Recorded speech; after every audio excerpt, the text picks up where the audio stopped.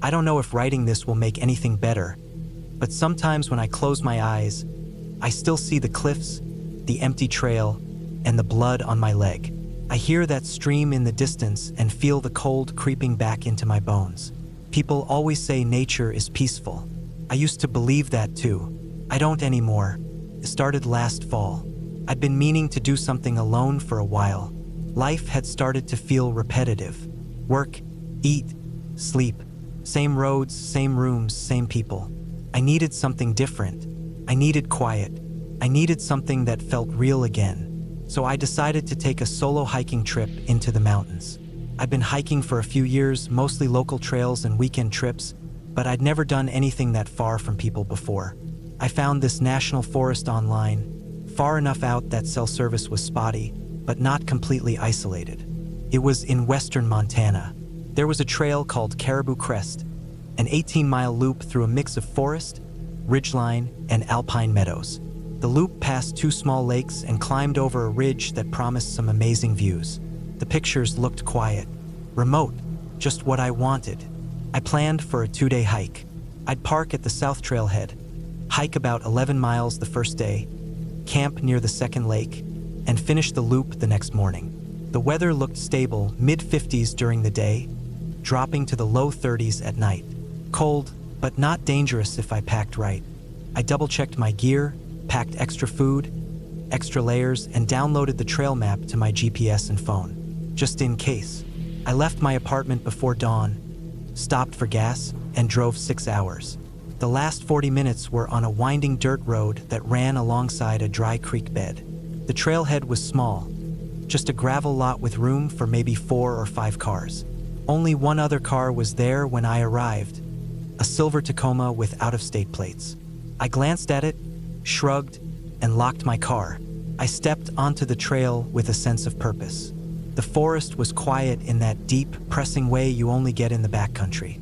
No traffic, no hum of machines, just the crunch of dry leaves under my boots and the steady rhythm of my breath.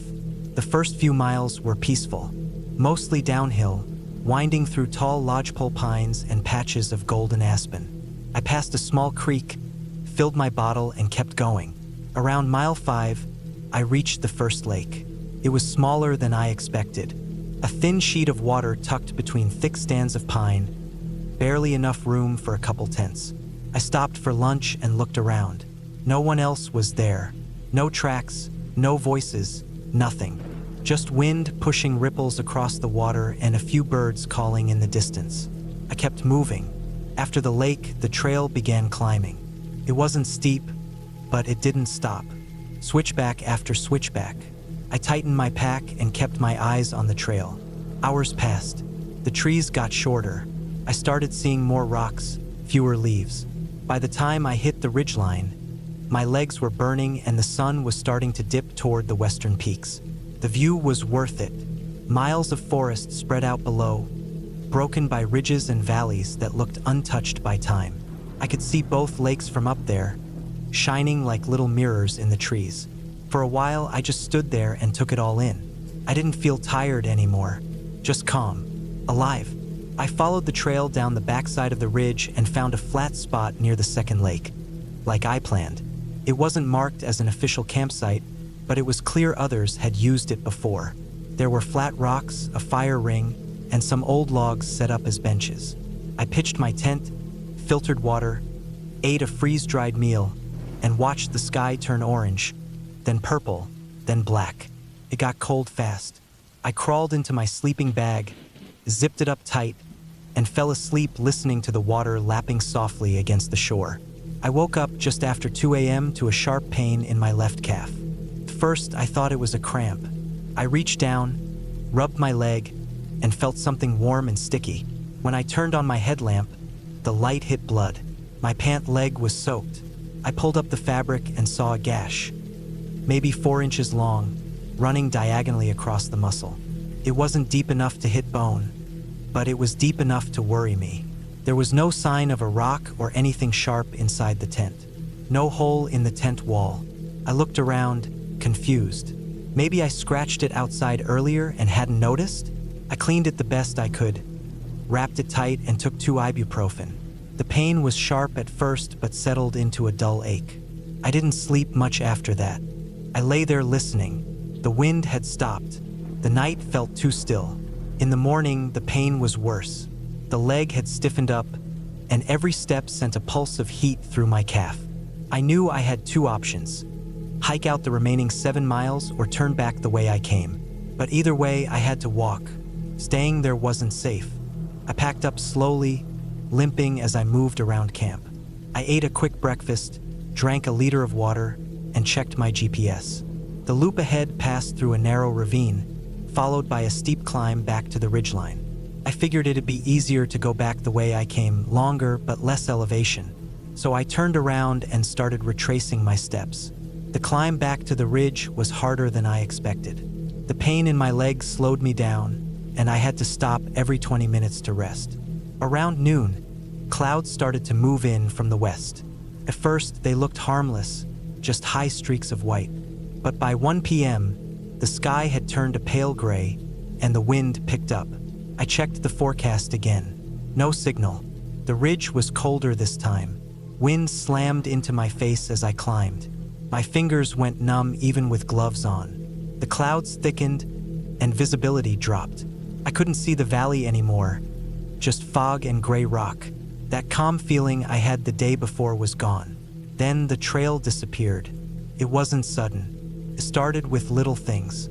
The dirt path blurred with patches of rock. The cairns marking the way looked scattered. One pile pointed left, another pointed right. I checked my GPS, but the signal was off. My downloaded map didn't show enough detail. I picked a direction and kept walking. 10 minutes later, I hit a steep drop-off, not the trail. I turned around, trying to retrace my steps, but everything looked the same: gray rock, patches of snow, and fog pressing in like walls. I walked back toward where I thought the trail was. No luck, just more rock. My heart started pounding. My leg throbbed. I sat down, pulled out my map, and tried to guess where I was. That's when I realized I'd made a huge mistake. I trusted the GPS too much. I didn't study the topography close enough. I didn't bring a compass, and now I couldn't tell north from west or up from down. I was high on a ridge in worsening weather with an injured leg, no clear path, and only a few hours of daylight left. I started moving again, this time trying to angle downhill. My thinking was simple. The trail was lower, so go down. But the rocks were slick and the slope got steeper. At one point, I slipped and fell hard on my side. My pack cushioned most of it, but the impact knocked the wind out of me. I lay there for a full minute, staring up at the gray sky, snowflakes starting to fall on my face. I knew then that I wasn't getting out that day. I found a narrow shelf under an outcrop of rock, sheltered from the wind. I dropped my pack, pulled on all my layers, and set up the tent. Took forever with numb fingers. By the time I crawled inside, my teeth were chattering. I didn't bother cooking. I just ate jerky and a protein bar and curled into my sleeping bag, trying to keep warm. The wind howled all night. I barely slept. Every sound outside felt like something watching me. A crack of rock shifting, a gust of wind. My heart stayed in my throat. By morning, the snow had stopped. Maybe 2 inches had fallen overnight. The clouds were still low, but the wind had calmed. I packed up again and started moving, hoping to find the trail. My food was low, but I had enough for one more day. I kept going downhill, slipping and stumbling, using my trekking poles to test the ground. Around noon, I found it. The trail. It was faint, half covered in snow and dead leaves, but it was there. I checked my GPS. The signal flickered in and out, but it matched the shape on the map. I was back on track. I cried when I saw it, just a little. Then I started hiking. I moved slow but steady. I passed the first lake again around 3 p.m., the surface now half frozen. From there, it was 5 more miles to the trailhead. My leg burned. My hands hurt. I couldn't feel my right big toe, but I kept going. When I saw the parking lot, I almost collapsed. My car was still there. So was the silver Tacoma. Same spot, no movement. I unlocked my door, tossed my pack inside, and sat down. For a long time, I just sat. Then I turned on the engine, turned the heat all the way up.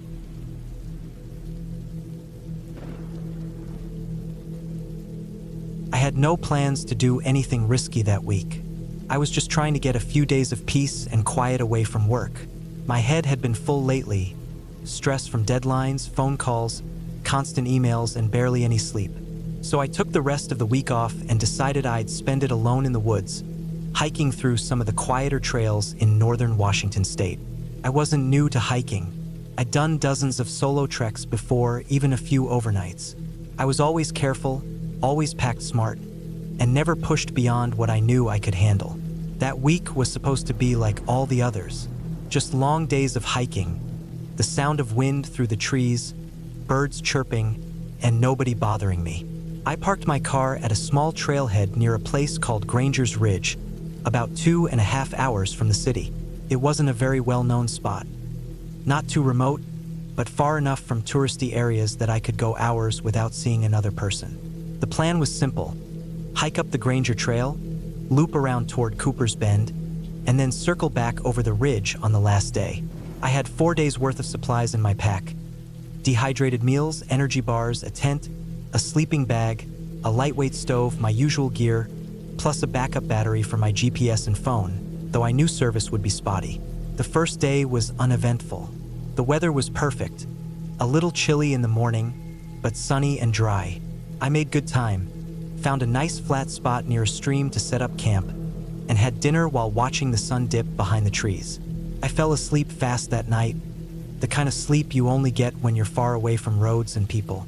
The second day, I pushed farther up into the hills. The trail got steeper, the forest thicker. I remember noticing how quiet it had gotten. No road noise, no airplanes, not even the distant hum of anything man-made. Just the sound of my boots on dirt, the occasional crack of a branch, and the constant shuffle of leaves in the wind. I liked it that way. I liked being invisible out there, like I was the only person in the world. By the afternoon, clouds started rolling in. I checked the forecast I'd downloaded on my phone before leaving. There was a chance of light rain that evening, but nothing serious. I decided to set up camp a little early in a narrow clearing between two large slopes. It wasn't the best spot, not very flat, kind of tight, but I'd made worse work before. I cooked, ate, and slipped into my tent just as the drizzle began. Sometime during the night, the wind picked up. I woke up once or twice from the sound of it pushing against the side of my tent, but it wasn't strong enough to worry me. The rain had stopped by morning. Everything was damp but manageable. I packed up early and kept moving. That third day was when everything started to go wrong. I was several miles into the trail when I saw a sign nailed to a tree, about shoulder height, half faded from age. The wood was gray and cracked. It said, "Ridge Cutoff, 3.2 miles." I paused and looked at my paper map. The Ridge Cutoff trail wasn't marked, but judging from where I was, it looked like it might run straight over the hill and connect with the loop I'd be finishing the next day. If I took it, I could shave almost a full day off the hike and get back to the trailhead by sundown. Maybe even grab a hot meal in town before dark. It didn't seem like a bad idea at the time. I had good boots, my gear was dry, and I felt fine. I'd done longer stretches before. I figured the trail must have just been an older route, maybe one not maintained anymore. It was narrow and overgrown, but I could see enough of it to follow. I decided to take it. First, it was fine. The trail climbed steadily upward, curving through tight stands of pine and birch. I had to duck under some low branches, step over some fallen logs, but nothing out of the ordinary. It was steeper than I expected, though, and after a while I realized I was gaining more elevation than I'd planned. I stopped to rest and drink water. My GPS showed that I was still heading in the right direction, mostly east, but the trail wasn't listed in its database either. After another half hour, the trail all but disappeared. It hadn't been maintained in years. I kept pushing forward through thick brush, following what I thought was the path. Maybe it used to be a trail a decade ago, or maybe it was just a natural game trail. Either way, I kept going, confident that I'd meet back with the main loop soon. But then I came to a steep drop. Not a cliff exactly, but a sudden decline that dipped into a narrow ravine, full of fallen trees, mossy rocks, and uneven ground. I started to climb down slowly, testing my footing with each step. The soil was loose, and some rocks shifted under my boots. Halfway down, my right foot slipped on wet moss, and I fell hard. My backpack cushioned the fall a bit, but I landed awkwardly, twisting my left ankle. The pain shot up my leg fast, hot and sharp, enough to take my breath away. I sat there in the dirt for a while, biting down on my sleeve, waiting for the pain to fade. Didn't. I tried standing and nearly collapsed again. My ankle couldn't hold weight. I sat back down and wrapped it with an ace bandage from my first aid kit. But I knew it was more than just a sprain. I couldn't hike on it. Not like that. I was in a ravine on an unmarked trail with a busted ankle and no easy way back up the slope. I checked my GPS again. It still showed I was heading toward the loop, maybe a mile and a half off course. I figured if I could just keep going, maybe I could reach the other side of the ravine, climb up, and reconnect with the main trail. But I'd have to crawl or limp slowly. I had no choice. The next couple hours were miserable. I moved slowly, dragging myself through mud and leaves, leaning against fallen logs, using branches as makeshift crutches. Every step sent pain shooting through my leg. I kept thinking I'd spot a trail marker or hear the distant sound of hikers, but there was nothing. Just the sound of the wind and the trees creaking around me. By late afternoon, I was exhausted. I found a dry patch under a large pine tree and dropped my pack. I forced myself to eat a cold meal and drink water. I tried using my phone, but as expected, there was no service. The battery on my GPS was halfway down, but I turned it off to save power. That night, it got cold. Much colder than the forecast had predicted. I zipped into my sleeping bag, wrapped a jacket around my injured leg, and tried to sleep. But I kept waking up, either from pain or the eerie silence around me. It was the kind of silence that made you feel like something was watching you. I knew that was just my brain playing tricks on me, but that didn't make it any easier. The next morning, I knew I couldn't keep pushing in the same direction. The terrain was getting worse, steeper, more rocks, thicker brush. I made the call to backtrack instead. I'd climb back up the ravine and return to the last known part of the original trail. From there, I'd follow it back to my last campsite. I had enough food and water for 2 more days if I rationed it. Getting back up that slope with a bad ankle was hell. I had to crawl part of the way, dragging myself with my arms, digging my boots into whatever roots or rocks I could find. Took hours. I stopped often to catch my breath, my whole body shaking from the strain. By the time I got back to the spot where I'd first taken the cutoff trail, the sky was getting dark again. I was filthy, freezing, and in pain. I couldn't go any farther that night. I set up my tent just off the trail and tried to get some rest. I remember hearing strange sounds in the woods that night. Distant rustling, something moving slowly through leaves. I didn't see anything when I looked, but the sound kept coming back. I told myself it was just deer or small animals, but deep down I didn't believe it.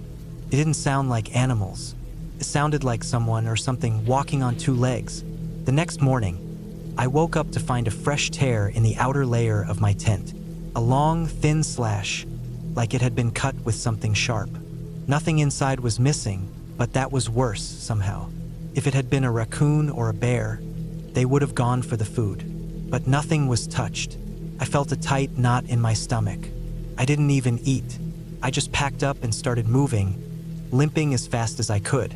By midday, I recognized a landmark, a wide flat rock with a split down the middle, and knew I was only a few hours from the trailhead. I moved faster despite the pain. I didn't care about anything else. I just needed to get out. The woods felt different now, less peaceful, more threatening. Every snapped twig behind me made me turn around. Every gust of wind through the trees made me freeze. I finally reached the trailhead just before sunset. My car was still there, untouched. I threw my gear in the back seat, peeled off my muddy boots, and sat behind the wheel shaking. I didn't even drive off right away. I just sat there, staring into the trees, half expecting to see something or someone standing there. But nothing did. I drove straight to a hospital. They confirmed my ankle was fractured and gave me a brace. I spent the next week recovering at home, barely sleeping, thinking about what happened out there. I couldn't stop replaying it. The trail that wasn't on any map, the torn tent, the sounds in the night.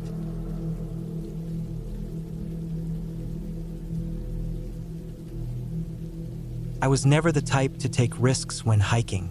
I stuck to marked trails, paid attention to daylight hours, checked my gear 3 times before heading out, and always told someone where I was going. But sometimes, when everything feels too controlled and familiar, your brain starts whispering things like, "You can handle a shortcut. It's fine, you've done harder things."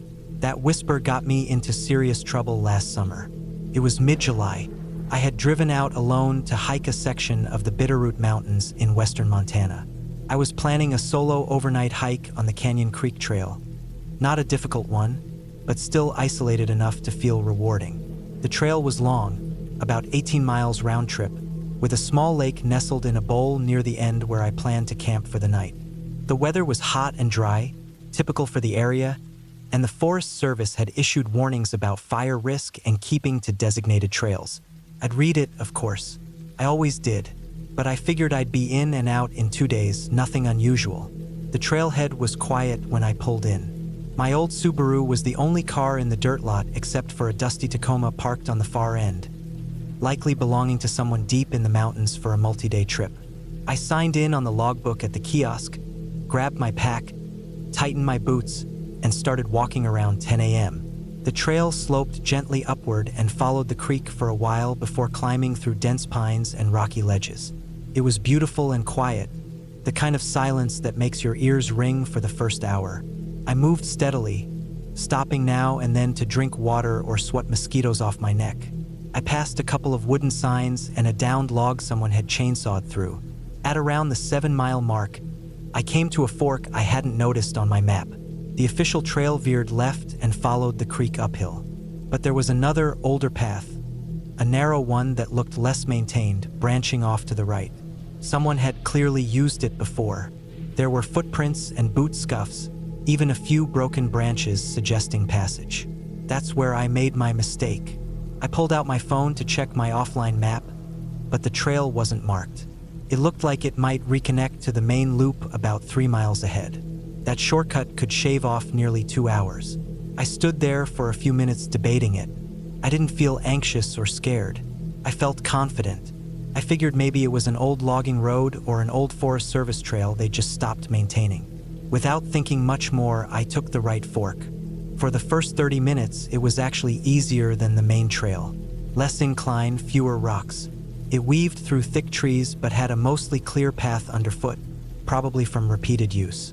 I even found an old trail marker nailed to a tree at one point. Faded and weathered, but definitely placed there officially a long time ago. But then things started to change. The trail began to narrow quickly, hemmed in by underbrush and dry branches that clawed at my legs. I had to crouch beneath fallen limbs and climb over a couple of mossy logs. The path started to feel less like a trail and more like something carved out by animals or weather, still faintly there but fading with every step.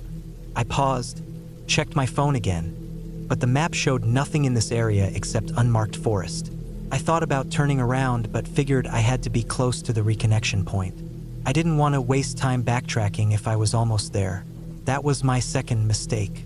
As I kept walking, the path took a sharp downward slope, leading into a gully full of dead pine needles, rocks, and dry leaves. It got hot, unusually hot, and the trees thinned out. I could feel sweat soaking through the back of my shirt, trickling down my sides. I wiped my forehead, squinted through the branches, and tried to spot anything resembling the lake trail ahead. Nothing. The forest looked different here, less healthy. Most of the trees were thin and dry, their bark peeled away in strange patterns. There were no birds, no bugs, no wind, just the sound of my boots crunching over dry twigs and my own breathing getting heavier. And then I slipped. I didn't fall far, just enough to land awkwardly on my side after stepping on a loose patch of gravel. The impact wasn't serious, but I heard something snap. Not a bone, thank God, but the sound of my water bladder tearing. I sat up, checked my pack, and found the leak. Water was slowly seeping into the bottom of my bag. That's when I started to worry. I had maybe a half liter left in a plastic bottle. No streams in sight, no other hikers. Just dry forest and this useless shortcut I'd chosen. I pushed on. After another hour of hiking, I realized I was completely off trail. The old path had vanished behind me, and I was now walking blind through thick, uneven forest. I kept trying to head north, thinking I could intersect the original trail or at least find high ground, but the terrain kept dropping. It was like the land was funneling me downward into a ravine. I started to feel trapped. By late afternoon, my legs were sore, my tongue was sticking to the roof of my mouth, and I was beginning to see heat shimmer above the ground. I'd lost track of time and distance. I had no service, and my GPS kept bouncing wildly every time I checked it. When I finally found a clearing, I dropped my pack and sat in the dirt. I was hungry but didn't want to waste the little water I had by eating anything salty.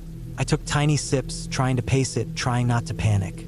The silence out there was overwhelming. I couldn't hear anything. Not a bird, not a squirrel, not even wind through the trees. Just this heavy, pressing quiet. I remember thinking how wrong it felt. Not supernatural, not haunted, just off. Like I had wandered into a part of the forest that wasn't meant to be walked through. Forgotten, unwanted. I pressed on, hoping to find higher ground. That's when I stumbled across the bones. They were off to the side of a dry wash, half covered by leaves and dirt. Not a full skeleton, just parts. A rib cage, a leg bone, maybe a vertebra or two. Old, picked clean. I stood there staring, trying to tell myself it was deer or elk. But the bones were too straight, too clean. I felt a cold wave roll through me. I backed away and kept walking. For the next few hours, I heard things. Not voices, not anything dramatic. Just movement, soft rustling in the trees, far off at first, then closer. I stopped many times, turning in place, staring into the dense shadows, waiting for something to appear. But nothing ever did. My mouth was dry as sandpaper, my shirt was soaked with sweat, and my legs were trembling. Around 7 p.m., I found a flat area beside a boulder and decided to camp there for the night. I was too disoriented to keep hiking, and I figured it was safer to stop while I still had light. I unrolled my sleeping pad, ate half a granola bar, and tried not to think about how stupid I'd been. Sleep didn't come. I lay there in my bag, listening to the trees creak and pop as they cooled. At some point, I thought I heard steady footsteps circling my campsite. Not animals, not random forest noises. Footsteps, crunching slow and even through the undergrowth. My stomach turned to ice. I gripped the handle of my knife and didn't move. I stayed like that for over an hour, completely still, barely breathing until the noises faded. I didn't sleep at all that night. The first light, I packed up and started moving. Every muscle ached. I had about 3 sips of water left, and my lips were cracked and bleeding from the dry air. I walked for hours, pushing uphill, hoping to find the trail. Eventually, around noon, I spotted something through the trees, an old wooden post sticking out of the ground. I almost cried. It was a trail marker, faded, leaning, but definitely real. I followed it uphill, and 2 hours later, I reached the main Canyon Creek trail again. I stood there for 10 minutes just breathing, dizzy and sunburned and dirty, but so relieved I couldn't even move. When I finally got back to the trailhead around 6 p.m., mine was still the only car in the lot. I got in, drank the bottle of Gatorade I'd left in the trunk, and just sat there for a long time with the engine running and the AC blasting. I didn't report anything to the rangers. I didn't mention the bones. I didn't tell anyone about the noises that night. I just drove home. Took me weeks to fully recover. I had heat exhaustion, dehydration, and some kind of foot infection from standing in damp boots too long. But that wasn't the worst of it. The worst part was what came a month later. I got a call from the Forest Service. They had found a body near one of the unofficial trails branching off Canyon Creek. A man in his 50s, no ID, mostly bones. They asked if I'd seen anything unusual on my hike, since I was the only person logged into that trail system during the week they estimated he'd died. I told them I hadn't. I lied, because the truth was, I had no answers. I didn't want to think about it. I didn't want to picture that quiet forest, those clean white bones, or the soft footsteps circling me in the dark. I haven't gone hiking alone since. I probably never will again.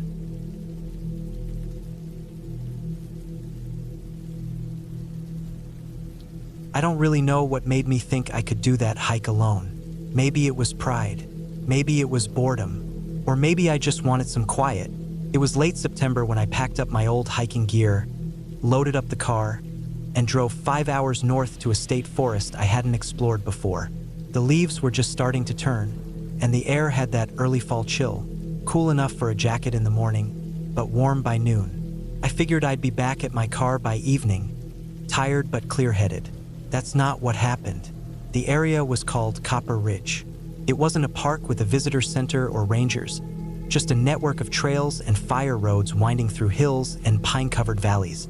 I had printed out a map at home, circled a few trailheads, and planned a loop hike that would take most of the day, about 13 miles total. I had done longer. I brought a day pack with water, snacks, a flashlight, a whistle, a small first aid kit, and an old compass my dad gave me when I was a kid. I thought it was more than enough. I parked at a small gravel pull-off near the edge of the forest. There was one other car there, a red pickup with out-of-state plates. I didn't think much of it. I checked my phone, no service. That was expected. I took a photo of the trail map sign just in case, hoisted my pack, and started walking. The first few miles were perfect. Quiet, still, and beautiful. A soft wind moved through the pines. The dirt trail was wide and firm. There were switchbacks leading up a ridge, then a steady descent into a valley filled with orange and gold leaves. I passed a few faded trail markers nailed into trees, but some looked weather-worn and hard to read. The trail split a couple times, and I followed what I thought was the main loop. It matched what I remembered from the map. Ridge trail into Copper Hollow, then loop back up via Ledge Trail. But at around mile 7 or 8, something didn't feel right. The path narrowed sharply. There were fewer signs, and the trail itself looked less used. Still walkable, but not as clean. I saw no footprints in the dirt, no boot marks or dog prints.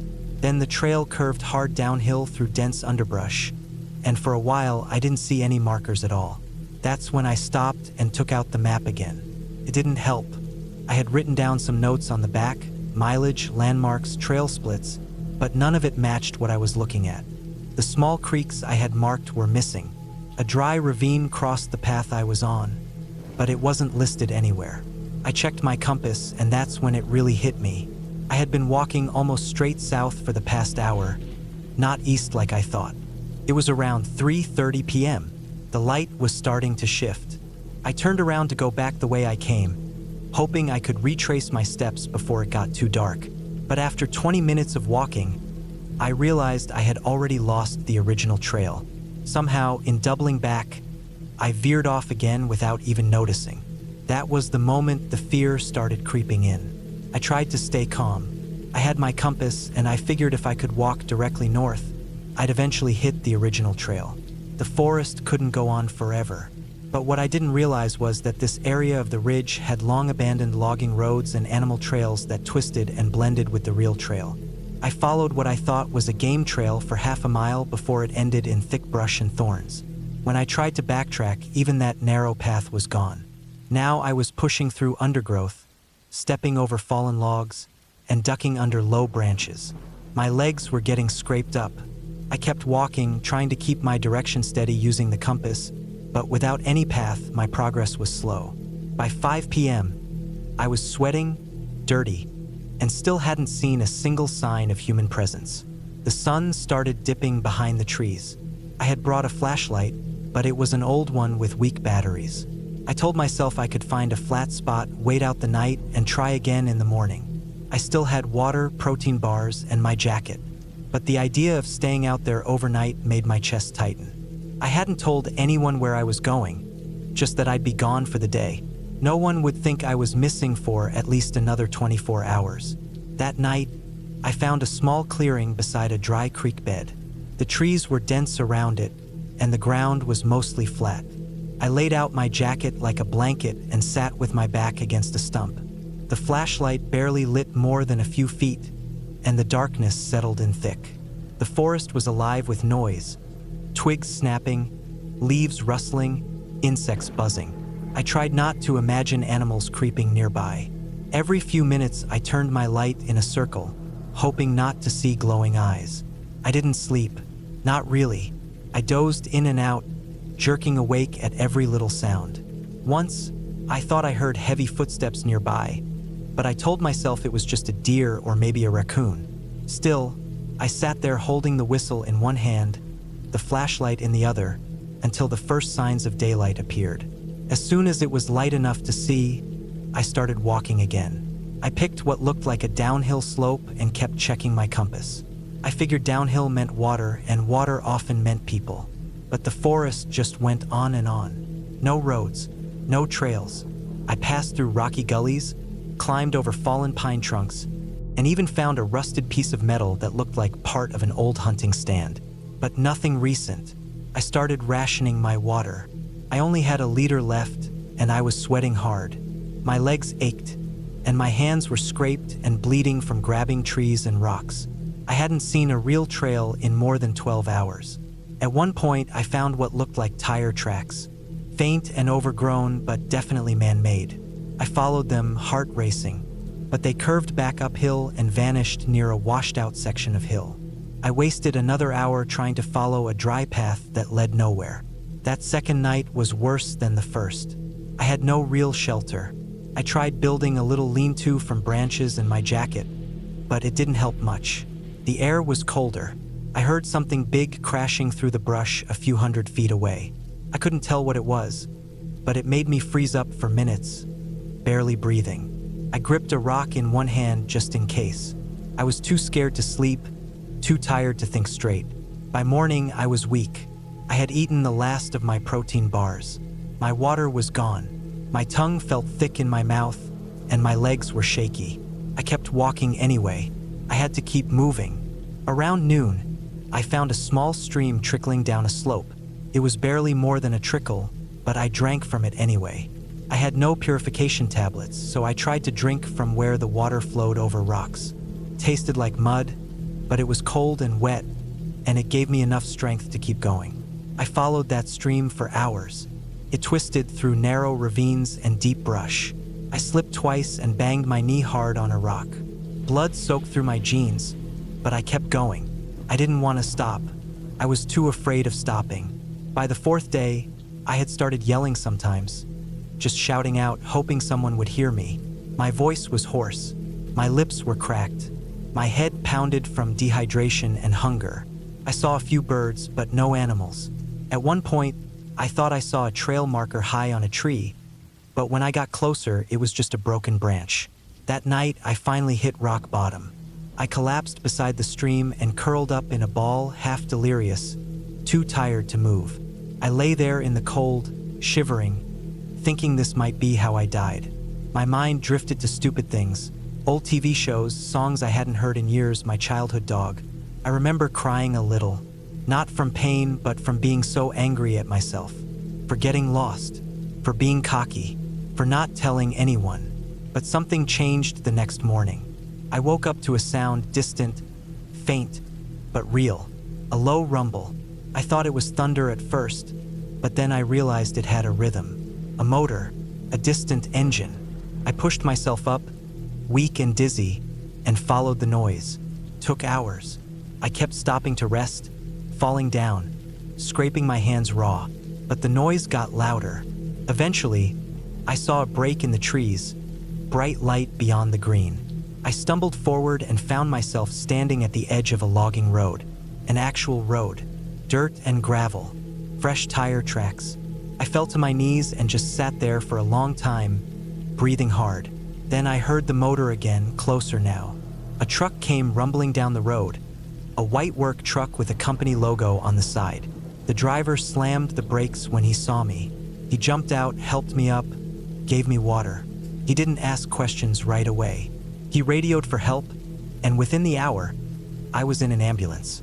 They said I had early-stage dehydration, a sprained knee, and minor injuries.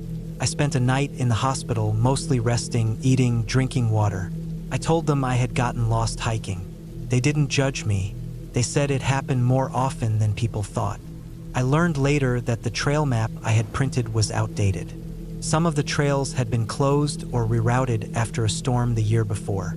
The section I got lost in hadn't been maintained in over a year. Took me a while to hike again, but I did.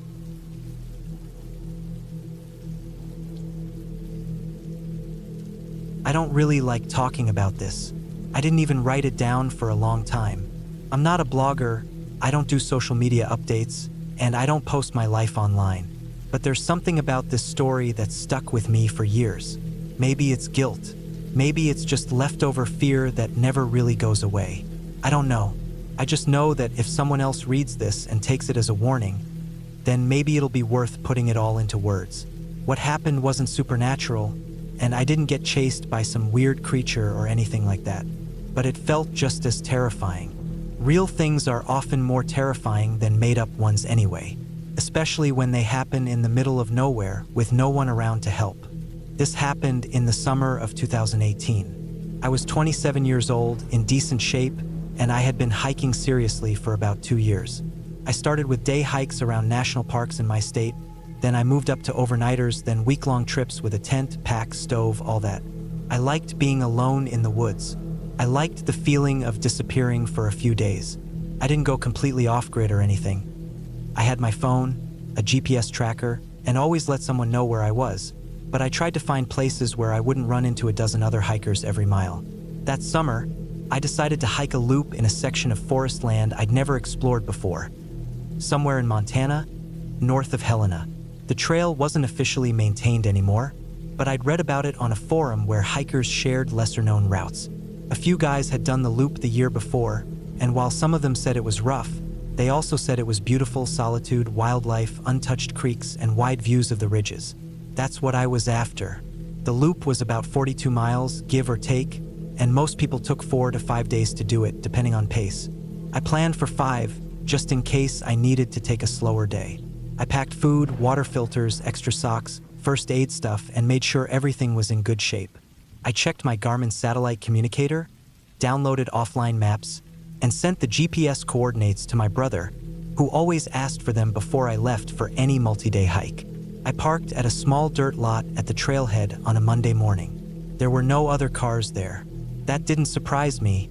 It was a lightly trafficked area and a weekday. I signed the trail registry in the metal box nailed to a post, shoulder-strapped my pack, and started off. The first few miles were uneventful.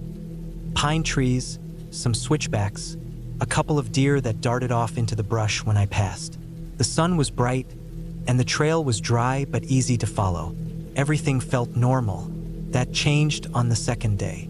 I had camped near a shallow creek the first night. It had taken me a little longer than expected to find a decent flat spot to set up, but nothing went wrong. I filtered water, made some pasta, read for a bit, and then went to sleep under the thin nylon roof of my tent with the hum of insects in the background. The second morning, I packed up and started on the trail again by around 8 a.m. It was supposed to be the hardest part of the loop. A long, steady climb up to a ridge, followed by some sketchy trail markings through a rocky valley. According to the route description I downloaded, I'd have to watch closely for faded trailblazes or cairns to make sure I didn't wander off. I felt confident. I had done harder climbs. I had my GPS. I thought I'd be fine. By early afternoon, I had made it to the top of the ridge. I took a break, sat on a flat boulder, and ate a protein bar while looking out over the drop below. It was quiet. Not just peaceful quiet, but deep, total quiet. No wind, no animal sounds. I thought that was odd, but not alarming. Some places just feel still, you know? From there, the trail wasn't so much a trail anymore. I could see bits of it here and there. A boot print, a line of trampled grass, a faded pink ribbon tied to a tree limb, but it was clear this section wasn't maintained. I pulled out my GPS and kept checking it every 15 minutes or so to make sure I was still close to the route. But about 2 hours later, I noticed something that made my stomach twist. The terrain didn't look right.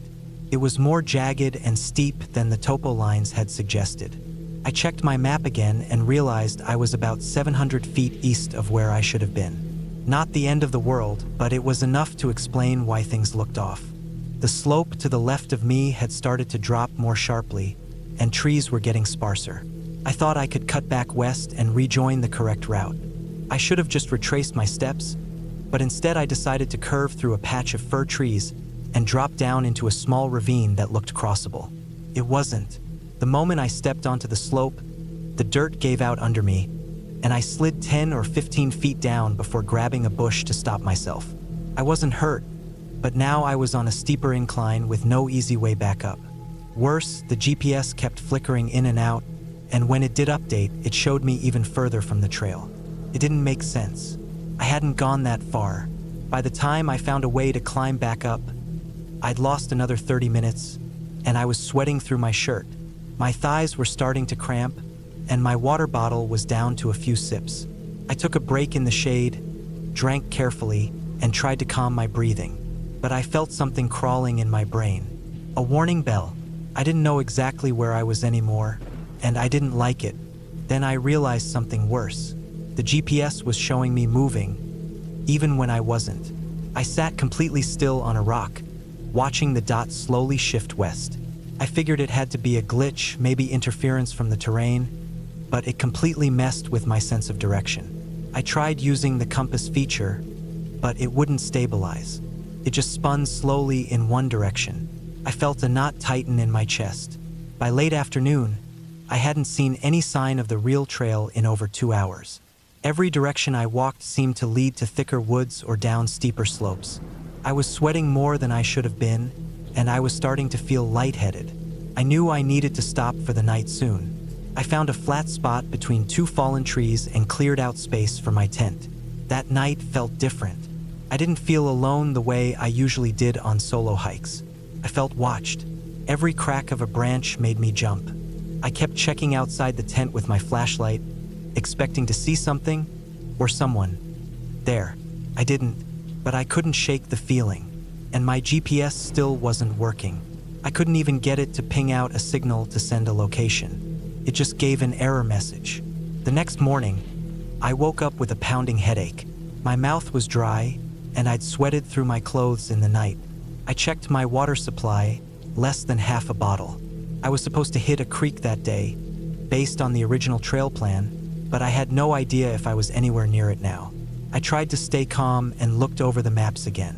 Even though I was off course, I figured if I kept heading west, I'd eventually hit one of the old fire roads that ran north-south through the forest. They weren't marked trails, but I'd seen them on satellite view before leaving. I started walking around 7:30. The sun was already hot. There was no wind. The woods felt choked and still, like nothing was alive out there. No birds, no squirrels, no bugs even. It was like the whole place was holding its breath. Around noon, I realized I was completely lost, not just off-trail. I didn't know which way was north anymore. My compass was still unreliable. My GPS was a brick, and I hadn't seen a stream or pond or any source of water all morning. My mouth was like sandpaper. I sat down, tried to get my bearings, but every direction looked the same: trees, trees, trees. The underbrush was thicker than it had been the day before, and I was moving slower.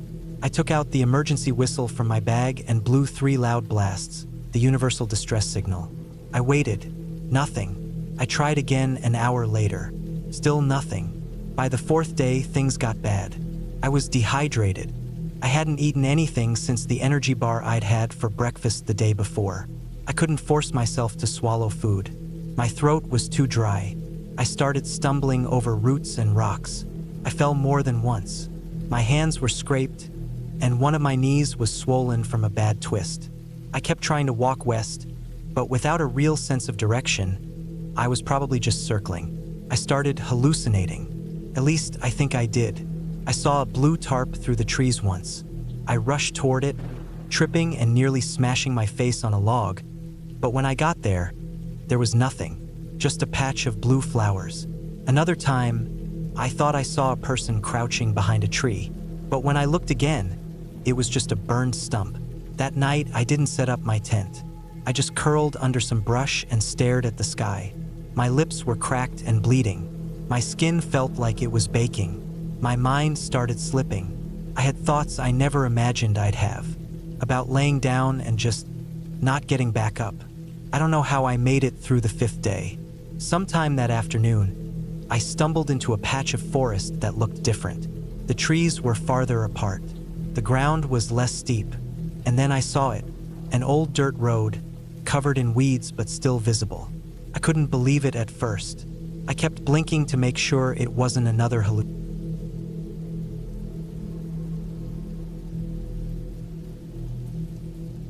I didn't plan to hike Slate Ridge that week. My original plan was to meet up with a couple of old friends in Colorado, but they canceled last minute. I had already taken time off work, already packed, and my boots were itching to hit a trail, so I decided to go solo. It wouldn't be my first time. I'd done solo trips before, usually 2 to 3 days long, and I had built up a good rhythm for them. I liked the peace, the quiet, the mental reset. Slate Ridge wasn't a famous place. It wasn't one of those national park highlights people post on Instagram. It was just a long ridge running through a stretch of national forest about 50 miles from the Wyoming border. Not a lot of people talked about it. That's what pulled me in. I read a short blog post from a guy who said it was beautiful but lonely, and that was enough to make me curious. I arrived at the trailhead around 11:30 a.m. on a Monday. I hadn't seen a single car during the last 40 minutes of the drive. I parked on the side of a dirt road where the map said the trail started. No signs, just a faint path leading into a dense forest. My plan was simple: hike the trail that ran along the ridge, spend 3 nights camping, and make a loop back using a lower trail that curved along a valley. Maybe 40 to 45 miles in total. Not an easy route, but nothing I hadn't done before. I did a quick gear check before I set off. Tent, sleeping bag, food for 4 days, first aid kit, extra socks, stove, 2 liters of water, filtration kit, GPS tracker, power bank. I had downloaded the area's topographic map offline.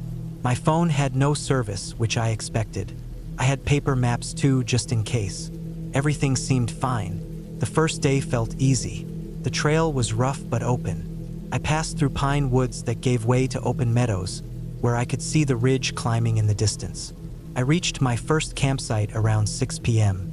It was just an open flat spot near some large boulders. I set up my tent, ate a cold dinner since I didn't feel like using the stove, and turned in early. The night was cold but uneventful. Just whined through trees and the usual creaks from branches. The second day was harder. The trail got steeper and more rugged. My boots slipped a few times on loose gravel. In some areas, the path was so overgrown I had to stop and make sure I wasn't going off course. Around noon, I found a stream and refilled my bottles. The water was ice cold, running straight down from the snowmelt up higher. Tasted clean. That afternoon, I made it onto the ridge itself. From up there, I could see for miles. Trees stretched out in every direction, and the sky was wide open above me. No power lines, no roads, no houses. Just wilderness. I stopped a few times to take it in. Those are the moments I live for. Complete quiet, the kind you can't find anywhere else. But around 4 p.m., something started to feel off. I don't know how to explain it in words that make complete sense. It wasn't fear, just a shift, like something had changed around me, even though everything looked the same. The air felt thicker, heavier. Maybe it was just the altitude or the clouds building to the west. I kept hiking. I picked a spot to camp on a small ledge just below the highest point of the ridge. There were some scraggly trees for wind cover and enough space to pitch my tent. As I started unpacking, I noticed something strange. About 20 feet from where I stopped, I found what looked like a pile of torn gear, a shredded backpack, a bent aluminum pot, a few scraps of fabric tangled in branches. It looked old, maybe weathered from years of wind and sun. No bones, no signs of blood, just gear. I crouched and looked closer. The pack's frame was snapped, the straps frayed. There was a cracked compass half buried under a rock.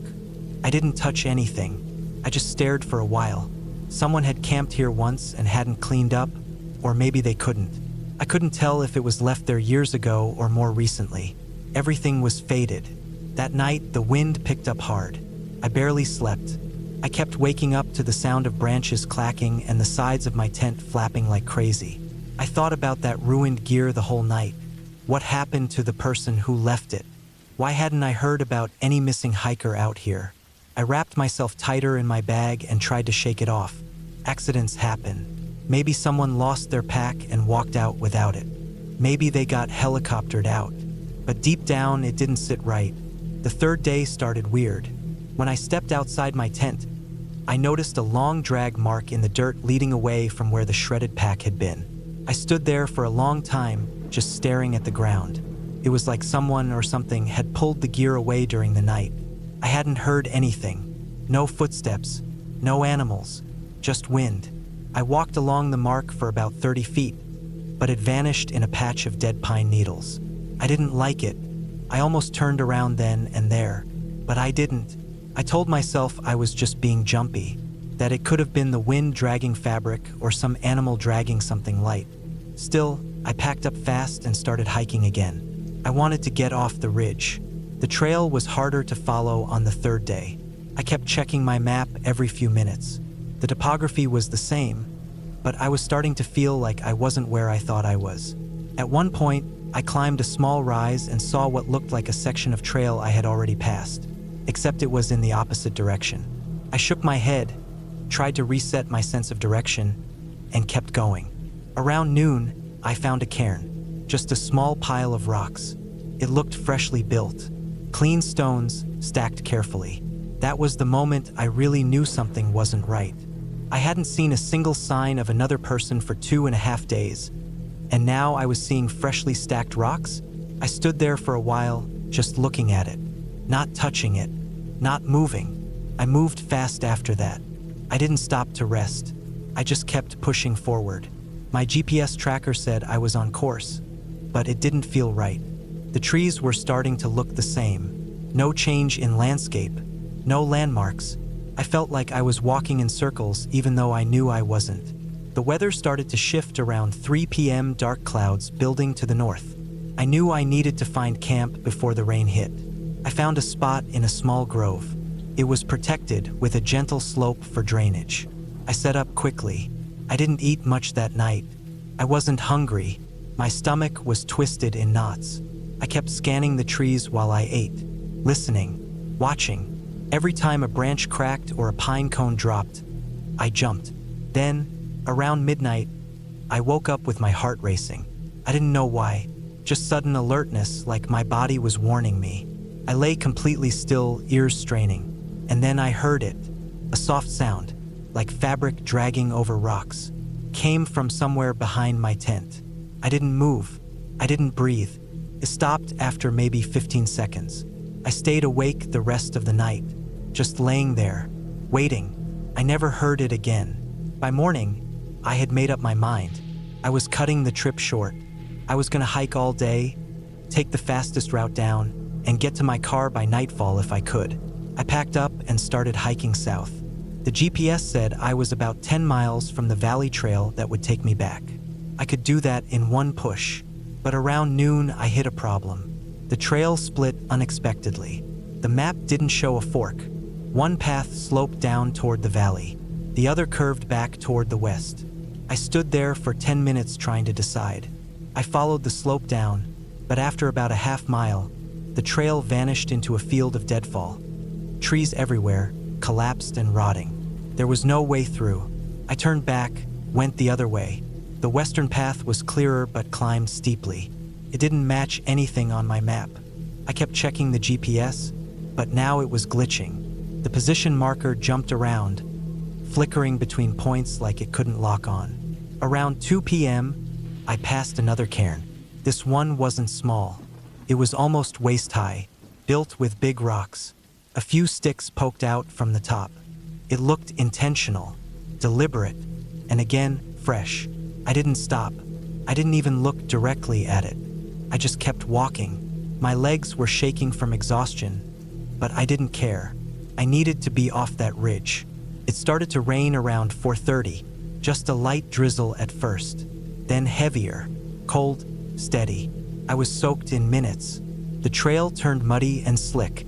I slipped twice, hit my hip hard on a rock once. My hands were scraped. My clothes were drenched. My pack felt like it weighed 100 pounds. By 6 o'clock, I still hadn't reached the lower trail. I should have by then. The sun was starting to go. I found a flat spot beneath some boulders and pitched the tent fast. I didn't eat. I barely got out of my wet clothes before crawling into my sleeping bag. That night, something came close. I heard it around 1 a.m. A soft footstep. Not an animal. 2 steps, then silence. Then one more. Then silence again. I didn't move. I just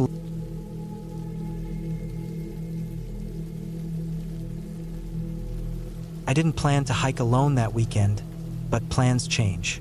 A friend of mine was supposed to come along, but he got sick the night before. I had already packed everything: my backpack, my sleeping bag, some food, first aid kit, compass, and my old boots. I didn't feel like staying home after prepping all week, so I went ahead with the trip. The plan was to do a 2-day solo hike in a quiet area just outside the main range near Red Pine Ridge. It wasn't a very popular trail, which was partly why I chose it. I wanted something quieter, something where I could be alone with my thoughts. I'd hiked plenty before and was used to rough trails, sleeping outside, and dealing with whatever weather came my way. I wasn't scared. Maybe I should have been. I left my car at a small dirt lot just past a broken fence, a place that didn't even have a sign. I knew the route, though. I had marked it weeks ago. The trail climbed slowly through tall grass and loose gravel, then slipped into dense woods. There wasn't much elevation gain until the end. The plan was to make it to a rocky outcrop by nightfall, camp, and then come back the next day. The air was still that morning. No wind, not even birds chirping. The only sound was my boots hitting the dry earth and the soft shuffle of branches when I pushed through them. I followed a faded trail that seemed to disappear and reappear again, but I kept my compass and map close. A few times, I had to stop and recheck my direction. After a few hours, I started to notice something odd. There were broken branches along the trail that didn't seem natural, like someone had snapped them by hand. Small ones, sometimes big ones, pushed aside. A log that should have been lying across the trail had been moved just a little off to the side. That kind of thing. I told myself maybe other hikers came through recently, maybe even hunters. By late afternoon, I'd reached a small clearing surrounded by thick woods. The trees there were taller and older, with wide trunks and moss covering their bases. I decided to stop and rest for a bit. I dropped my pack on a patch of grass and sat down, drinking water and eating a protein bar. I looked around the clearing and noticed a pile of small stones stacked near the edge. It wasn't big, maybe 10 or 15 stones carefully balanced.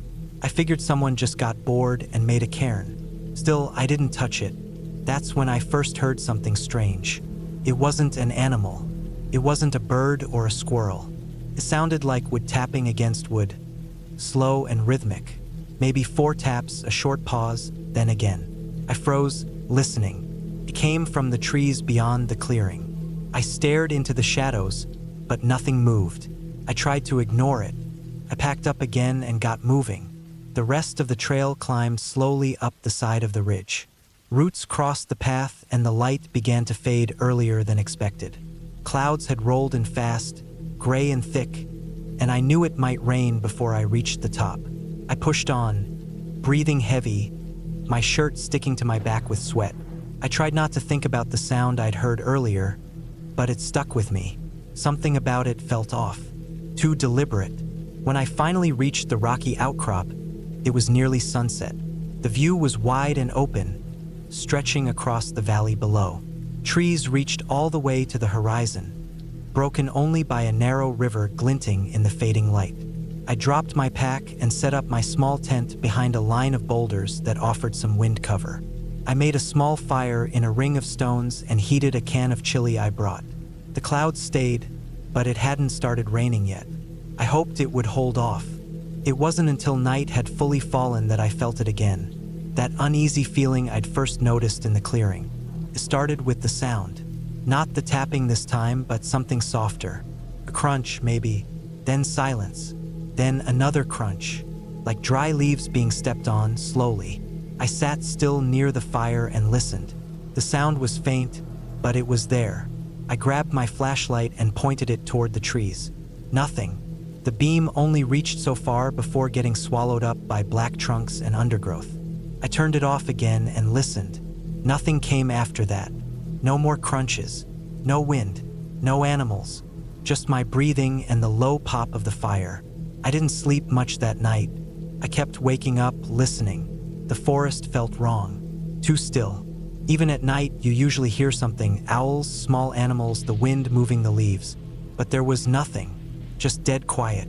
When I did drift off, it didn't last long. I woke once to the sound of movement near my tent, something brushing softly against the fabric.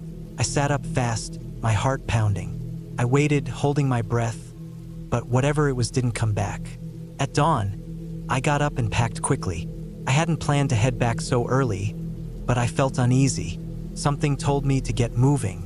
The trail back should have been easy to follow, but it wasn't.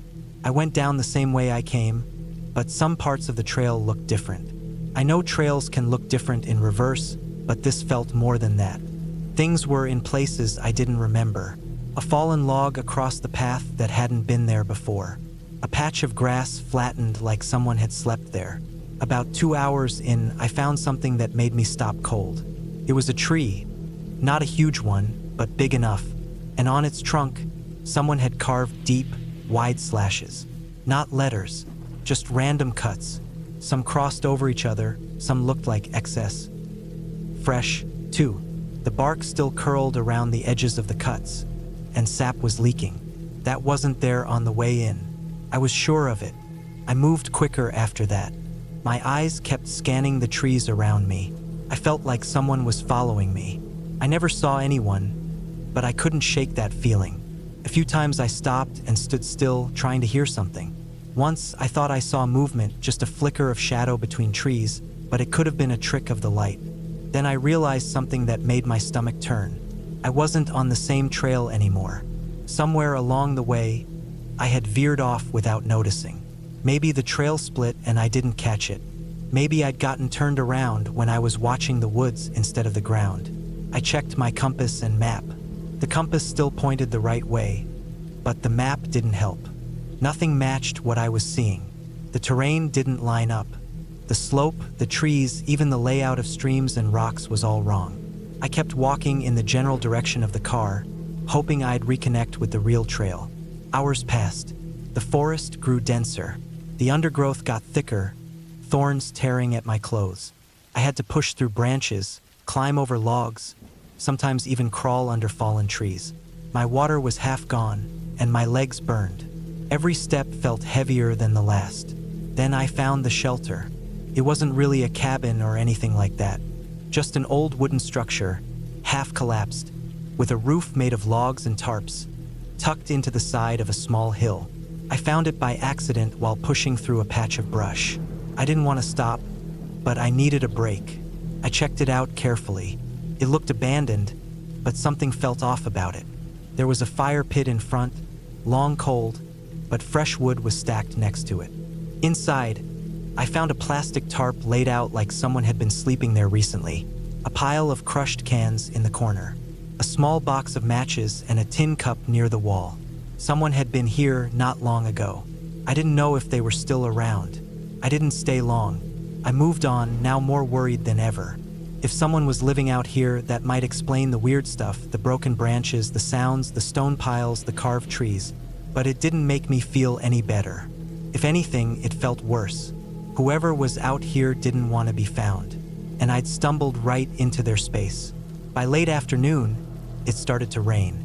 Not hard at first, just a light drizzle, but it soaked my clothes fast.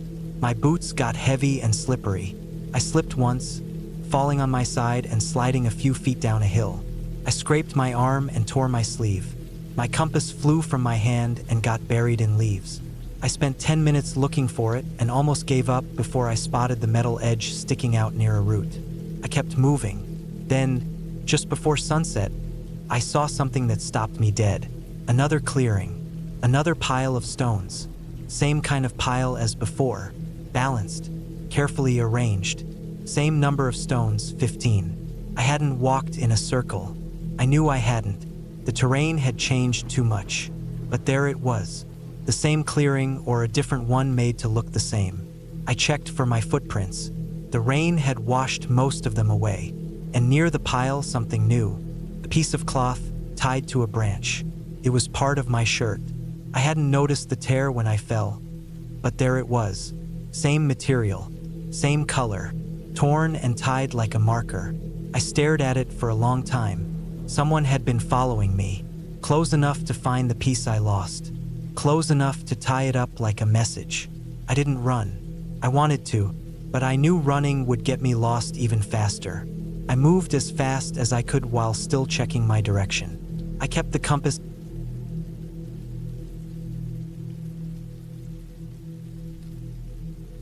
I've always liked hiking alone, not because I don't enjoy the company of others, but because when I'm out there, deep in the woods or far up some quiet mountain trail, I feel like I'm able to reset everything in my life.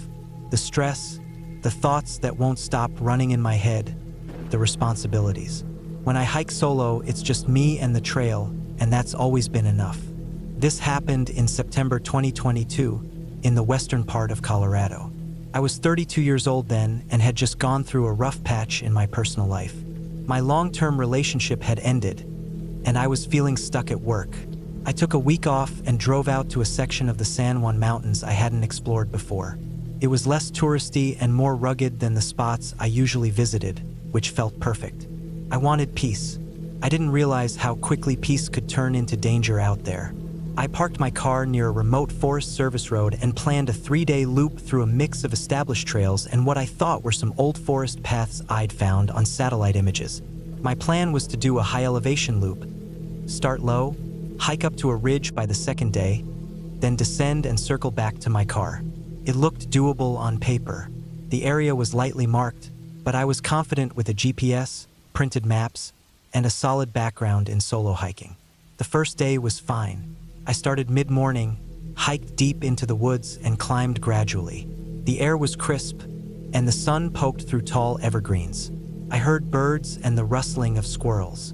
I saw no one. That was expected. This part of the mountains was quiet in the off-season, and that's exactly what I wanted. I set up my tent near a small creek that evening and made a simple meal. I remember watching the sun go down behind the peaks while sitting on a flat rock by the water, thinking how glad I was to be out there. It was peaceful. I fell asleep easily that night to the sound of flowing water. The second day started well. I followed the trail up higher, into rocky terrain and sparser trees. Around mid-morning, I reached the first ridge. The view was beautiful. You could see endless miles of valleys and sharp peaks. The wind was stronger up there, and the air thinner, but I felt strong. That's when I decided to take the shortcut. The original plan had me continuing along the ridge and wrapping around a bowl-shaped valley before curving south and dropping back toward the trailhead. But while checking my GPS and maps, I noticed what looked like a much shorter path that dropped steeply off the ridge into the bowl. From there, I could cut straight across to the next marked trail. It would shave several miles off my route. The slope didn't look too bad at first. Steep, yes, but manageable. I figured I could move slowly, use my trekking poles for balance, and reach the valley floor by early afternoon. From there, it would be an easy walk through the trees and I'd be ahead of schedule. I should have known better. The descent was brutal. As I left the main trail and started moving down the unmarked slope, the ground got loose and sketchy fast. Sharp rocks shifted under my boots, and clumps of dry grass gave little traction. I kept slipping every few steps. The incline was steeper than it had looked from above, and soon I was moving more sideways than down, trying to zigzag and stay upright. It wasn't long before I lost my footing completely. I stepped on what I thought was solid rock, but it shifted under me. My right foot shot out and I fell hard onto my left side, sliding several feet down before I caught myself against a small tree stump sticking out of the slope. I felt something in my left ankle pop. Pain shot up my leg. It wasn't a break, but I knew something was wrong. I sat there for a minute, breathing hard, heart racing, trying to figure out how bad it was. I could still wiggle my toes and I wasn't bleeding, but when I tried to stand, the pain flared so bad I almost blacked out. I had to sit down again fast. I was only halfway down the slope, with no cell signal and no trail anywhere near me. I knew I had to keep moving. Staying there wasn't an option, so I started crawling. It took over an hour to reach flatter ground at the base of the slope, moving inch by inch. I couldn't put full weight on my ankle, so I used my hands, my other leg, and sometimes my poles to drag myself down. By the time I got to the valley floor, I was covered in dirt, my hands scraped raw, and the sky was starting to change. It was later than I thought. The shortcut had already cost me time I couldn't afford to lose. I took out my GPS, hoping I was still close to the next trail. But the area around me looked completely different than what I expected. There were no signs of the old path I thought I'd seen on the satellite image. Just thick trees, uneven terrain, and a shallow dry creek bed cutting through the forest. I limped forward for a bit, using a stick as a makeshift crutch. Every few steps sent waves of pain through my ankle. I had to stop often and breathe through it. That's when I noticed the weather changing. The blue sky I'd enjoyed earlier was now streaked with fast-moving gray clouds. The wind picked up. I could smell that sharp, wet scent in the air. A storm was coming. I've been caught in mountain storms before, and I knew how fast they could roll in. I needed shelter. I couldn't hike through a storm, not in my condition. Not down in a low, exposed valley with little cover.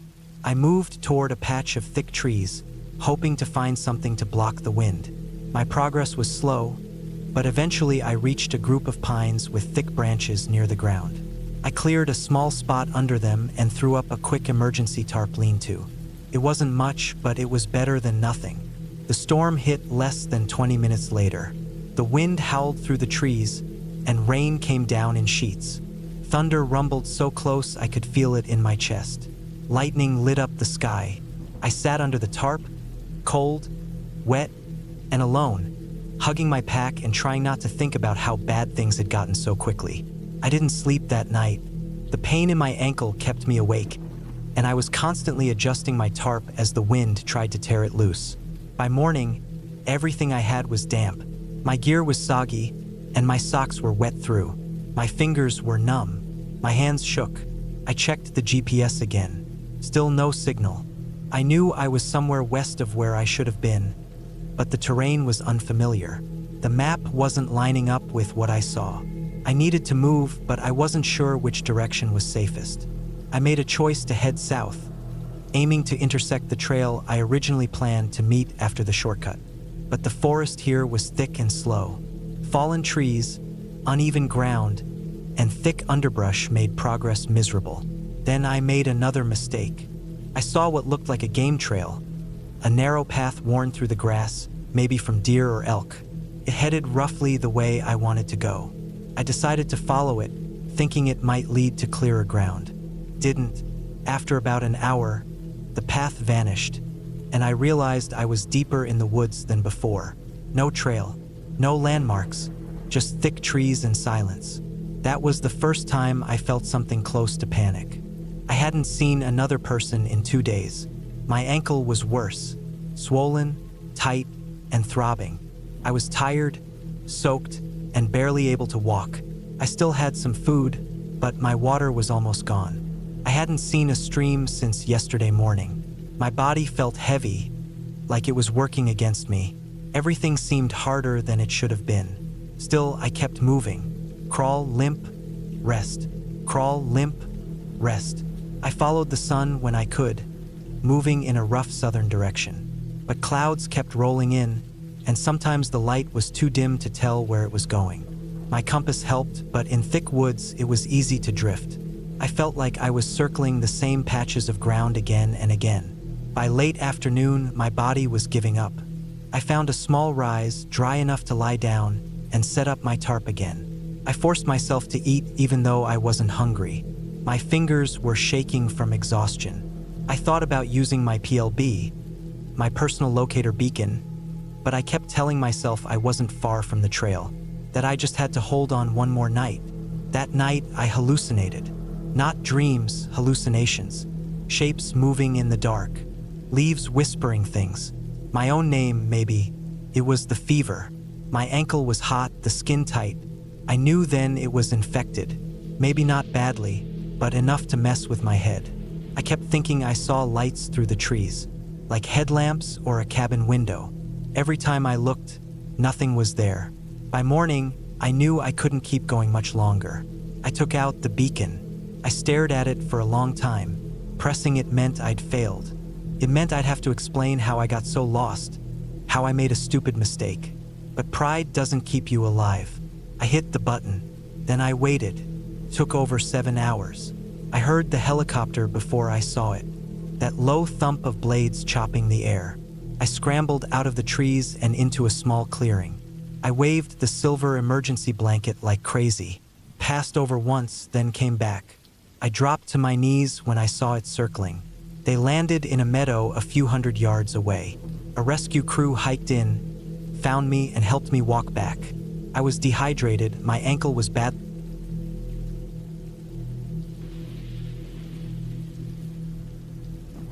I've always been into hiking. Not the Instagram type hiking where people wear spotless gear and take perfect selfies on mountain edges. I'm talking about the real kind. Sweaty, dirty, long day hikes with aching knees and bug bites. I usually do most of my hiking alone. Not because I don't have friends or anything, but because being out there alone makes me feel clearer. It's peaceful. No talking, no noise, just the sound of my boots on the dirt and the wind moving through the trees. Last summer, I decided to try something new. I had read about a trail system in western Montana near a place called Devil's Backbone Gorge. The name should have been a red flag, but it wasn't. I looked at the maps and saw that the main loop was about 24 miles. It ran along a river for a while, climbed up some rocky terrain, dipped down through thick woods, and then looped back around through a narrow gorge. Seemed perfect for a solo 2-day hike. The plan was simple. I'd park at the trailhead, hike about 12 miles the first day, camp overnight near the river, and then finish the loop the next day. I packed light but smart: tent, food, water filter, stove, emergency stuff, first aid, extra socks. I had a good map, compass, and a full charge on my GPS watch. It wasn't my first hike like this. I knew what I was doing. Everything started fine. The first few hours were easy. Forest trails, steady uphill climbs, small streams crossing the path. Birds chirped, chipmunks darted across the trail. The air smelled like pine and dirt. There were mosquitoes, but nothing I couldn't handle. Around noon, I stopped for lunch on a big flat rock near a bend in the river. I soaked my feet in the cold water, ate a protein bar, and laid back for a bit. The sky was clear. Sunlight cut through the tree canopy in broken streaks. Everything felt right. I kept moving until about 5 p.m. and found a decent spot to camp near the river's edge. Flat ground, not too rocky, a bit of tree cover for windbreak. I set up my tent, filtered water, made some dehydrated rice and beans, and sat by the river while I ate. That sound, the water rushing over stones, could have put me to sleep right there, but I forced myself to stay awake until sunset. Around 9:30 p.m., I crawled into the tent, zipped myself in, and passed out pretty fast. I remember waking up once around 2 a.m. to pee. The air was cold and damp, and the woods were dead silent. That kind of silence where you can hear your own breath. I didn't like it. It made my skin crawl for no real reason.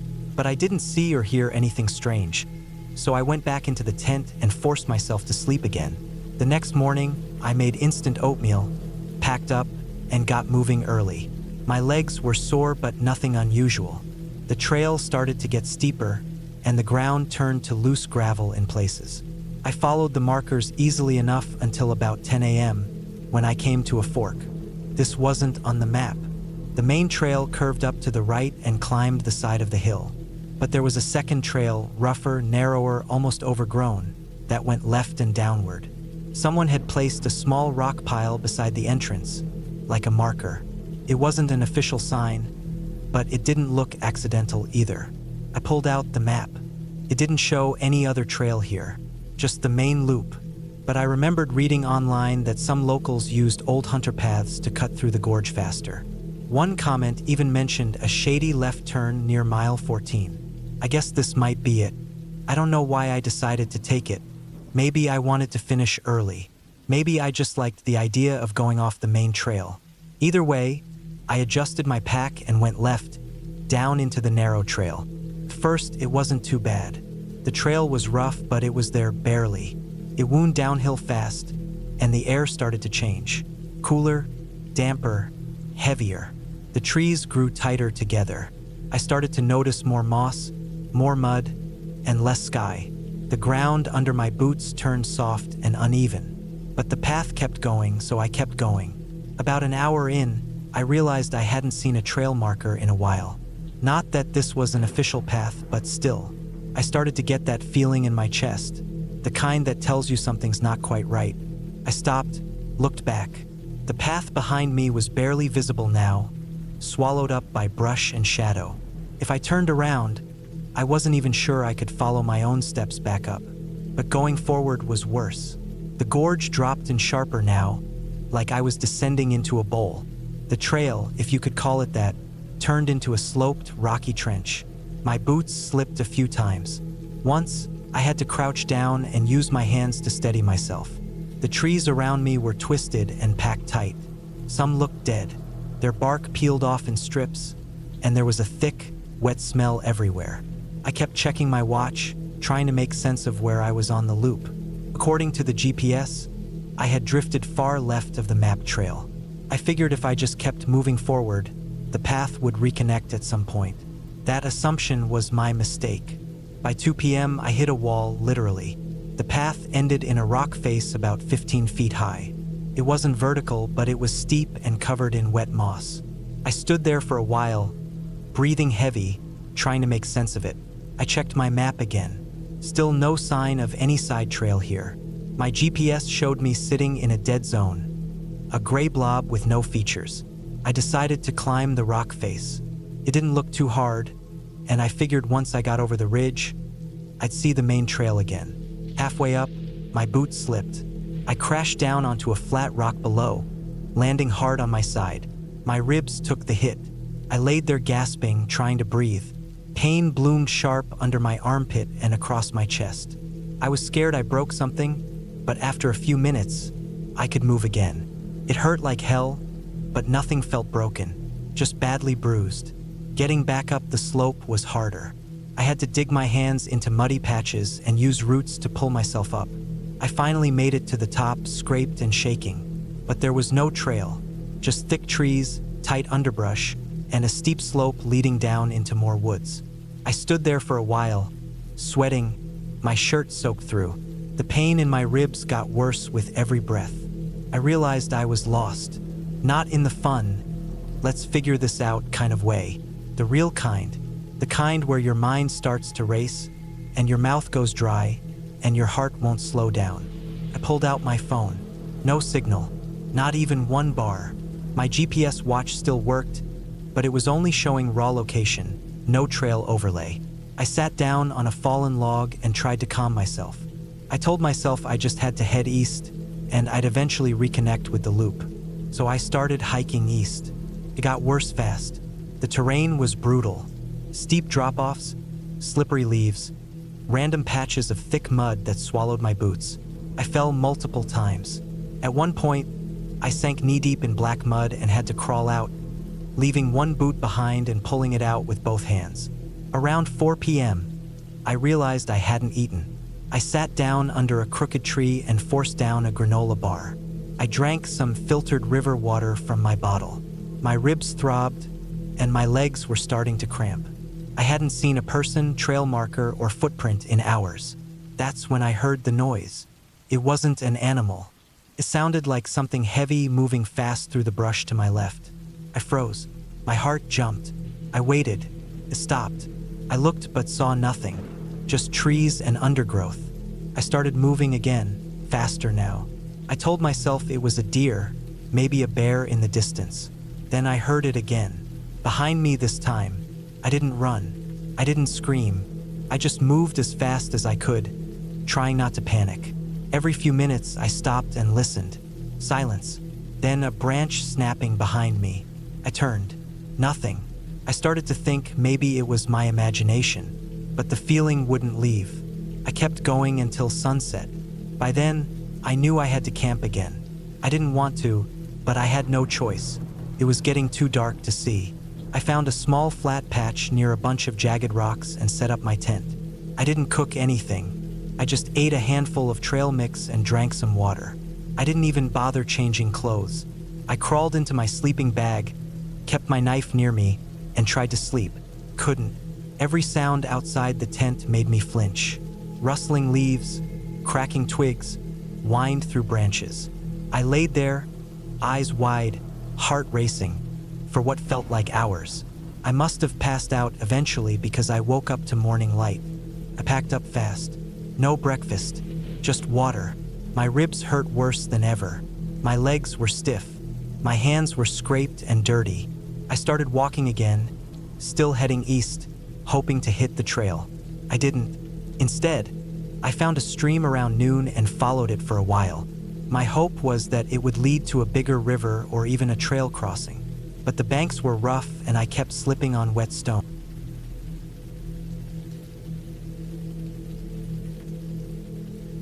It started as a simple solo trip. I had been planning to hike a remote trail through the Little Bear Mountains in Montana for weeks. I'd gone on solo hikes before, but this one was going to be different. This was a 3-day trip through rough backcountry, far from towns or people. That's exactly what I wanted. I needed a break from noise, phones, people. Just me, the trail, and whatever came with it. I packed carefully. I brought a solid tent, extra food, a knife, 2 flashlights with extra batteries, a Garmin GPS, a compass, a paper map, a backup charger for my phone, and even a flare gun. I wasn't reckless. I made sure to tell my friend Alex exactly where I'd be and when I'd be back. He thought it was risky to go alone, but I'd done this before. I was confident, maybe too confident. The first day was perfect. Clear skies, cool breeze, birds chirping. The trail was a mix of flat meadows and sharp inclines. I kept a steady pace, stopping every couple of hours to drink water and rest. There were signs of wildlife here and there. Scat, tracks, claw marks on tree bark, but nothing out of the ordinary. I didn't see another soul, just pine trees, mountain ridges, and miles of wilderness. I made camp at the edge of a small clearing just before sunset. I set up my tent, boiled some water, and ate one of the freeze-dried meals I packed. Then I sat on a flat rock and watched the sky turn from orange to deep purple as the sun went down. It was quiet, peaceful. I felt good. I went to sleep around 9 p.m. with the tent zipped up tight, bear spray within reach. Sometime in the middle of the night, I woke up. I wasn't sure why. There was no noise, no wind, nothing. Just that weird feeling, like something had changed. I stayed still for a while, listening. Then I realized what it was. The forest had gone dead silent. No crickets, no night birds, just silence. The kind that presses down on you. I told myself it was probably just a passing predator like a mountain lion or a bear. I'd read that animals go quiet when predators are nearby. I waited a bit, holding my breath, but nothing happened. After a while, I drifted back to sleep. In the morning, I shook it off and kept moving. Day 2 was harder. More steep climbs, uneven ground, and no shade in some parts. I was sweating by mid-morning. I passed a stretch of burnt forest, maybe from a lightning strike last year. Charred trees stood like black skeletons all around me. There was no trail through this area, just a rough path marked by old red tape on trees. That's when I first noticed it. A set of boot prints going the same direction as me. That shouldn't have been weird, but the trail I was following was not popular. It was barely used. The Forest Service didn't even maintain it anymore. I hadn't seen or heard anyone, but the prints were fresh, deep, big boots. I told myself someone might have started the hike earlier that day or maybe yesterday. But still, I kept glancing over my shoulder. I didn't catch up to anyone, and no one caught up to me. The trail cut through a narrow gorge that afternoon, and I had to climb down into it carefully. The walls were steep and rocky. Once I was in, it was like being in a canyon, the sun barely reaching the bottom. There was a shallow creek running through. I followed the water for maybe an hour before climbing out the other side. That night, I camped near an open area beside a lake. It should have been relaxing, but I felt off. I kept thinking about the boot prints. I didn't hear anything strange, but the feeling stuck with me. I ate quickly and got into the tent earlier than usual. I left one flashlight on beside me. Around midnight, I heard something. Not an animal. This was different. It was a soft crunching sound, like someone stepping on leaves or twigs slowly. One step, pause, another step. I sat up, heart racing. I held my breath and listened. It stopped. Then I heard the sound again, this time from the other side of the tent. I grabbed my flashlight and shone it through the tent wall. Nothing. I unzipped it slowly and looked out. My breath came out in a cloud. It was cold. I scanned the woods. Nothing. Just trees and dark shadows. I stood outside for a while, looking and listening, but there was nothing else. I went back in, but I didn't sleep much. Day 3, I was supposed to loop around and head back toward the trailhead. I followed the map and GPS closely, but by noon, I noticed something was wrong. Landmarks didn't match. A big rock formation that should have been on my right was on my left. A stream I passed earlier seemed to be flowing the wrong direction. I double-checked the compass. The needle pointed north, but the terrain didn't make sense. I was either turned around or the trail had split and I missed it. I tried retracing my steps but found no familiar markers. I was moving slower now, tired and anxious. I saw the boot prints again. Same tread pattern, deep in the dirt. But this time they weren't ahead of me. They were next to mine, then behind. It looked like someone had been following me. My throat went dry. I kept going, moving faster, trying not to think too much. I didn't make camp that night. I just found a spot between 2 boulders and laid my sleeping bag down. I didn't even pitch the tent. I didn't eat. I kept my flashlight in one hand, the knife in the other. The sounds came back, this time closer. More steps, slow, deliberate, always just out of sight. I shone the light into the woods again and again, but saw nothing, just trees. At one point, I thought I saw movement behind a stump, but when I moved closer, there was nothing there, just more boot prints. I stayed awake the whole night. When the sun came up, I started hiking again, barely thinking, just moving. I kept checking the GPS, but it was acting strange. It showed my location jumping around, like it couldn't decide where I was. One moment it said I was 3 miles east, the next it corrected itself. Then it froze entirely. I turned it off. That afternoon, I saw something in the dirt ahead, a piece of yellow plastic. I bent down. It was a torn strip from a food wrapper, one of mine. I packed out all my trash, but this looked exactly like a wrapper from one of the bars I ate on day 1, which meant I had somehow circled back. I checked my surroundings. It was the same grove of pines I passed earlier. I was walking in loops. I sat down and tried to calm myself. I drank water, ate a little trail mix, and studied the paper map. It didn't help. I couldn't trust anything anymore. I decided to just head downhill. I didn't care about the trail. I knew that heading consistently downhill would eventually lead to a road or a river or something. So I started moving that way, but the forest was dense. Slopes turned into cliffs.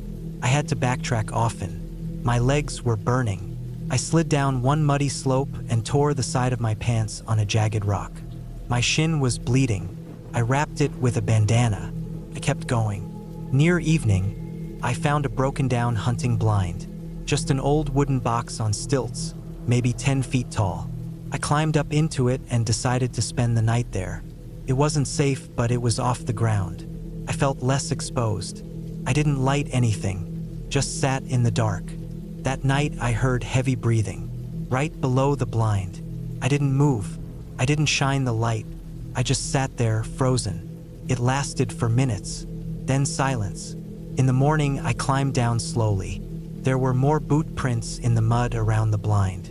Fresh, deep, pacing in circles.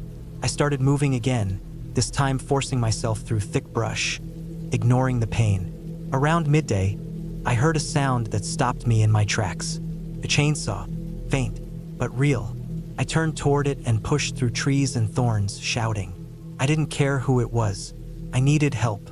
After an hour, I came out onto a logging road. 2 men in orange vests stood beside a truck. I must have looked crazy, covered in dirt, scratched up, clothes torn. They stared at me as I stumbled toward them. They gave me water, checked my leg, then called for help. I couldn't even speak clearly, just kept saying I got lost. When a ranger came to pick me up, I finally calmed down. I told him everything, every little detail. He said something that still sticks with me. He told me that area was unofficially marked as a no-go zone for solo hikers. Not because of animals or weather, but because too many people had come back saying they'd been followed. Watched. One hiker vanished entirely 3 years ago. His gear was found, his boots, but not him. They never found who was doing it. If it was one person or more, but something or someone was out there, still is. I haven't hiked alone since. I still walk, still get out into nature, but only with people now. I never forget what I saw, or what I heard, or how it felt to know something was always just behind me, always staying hidden, but always there. Not every trail leads you home. Some take something from you before you make it back.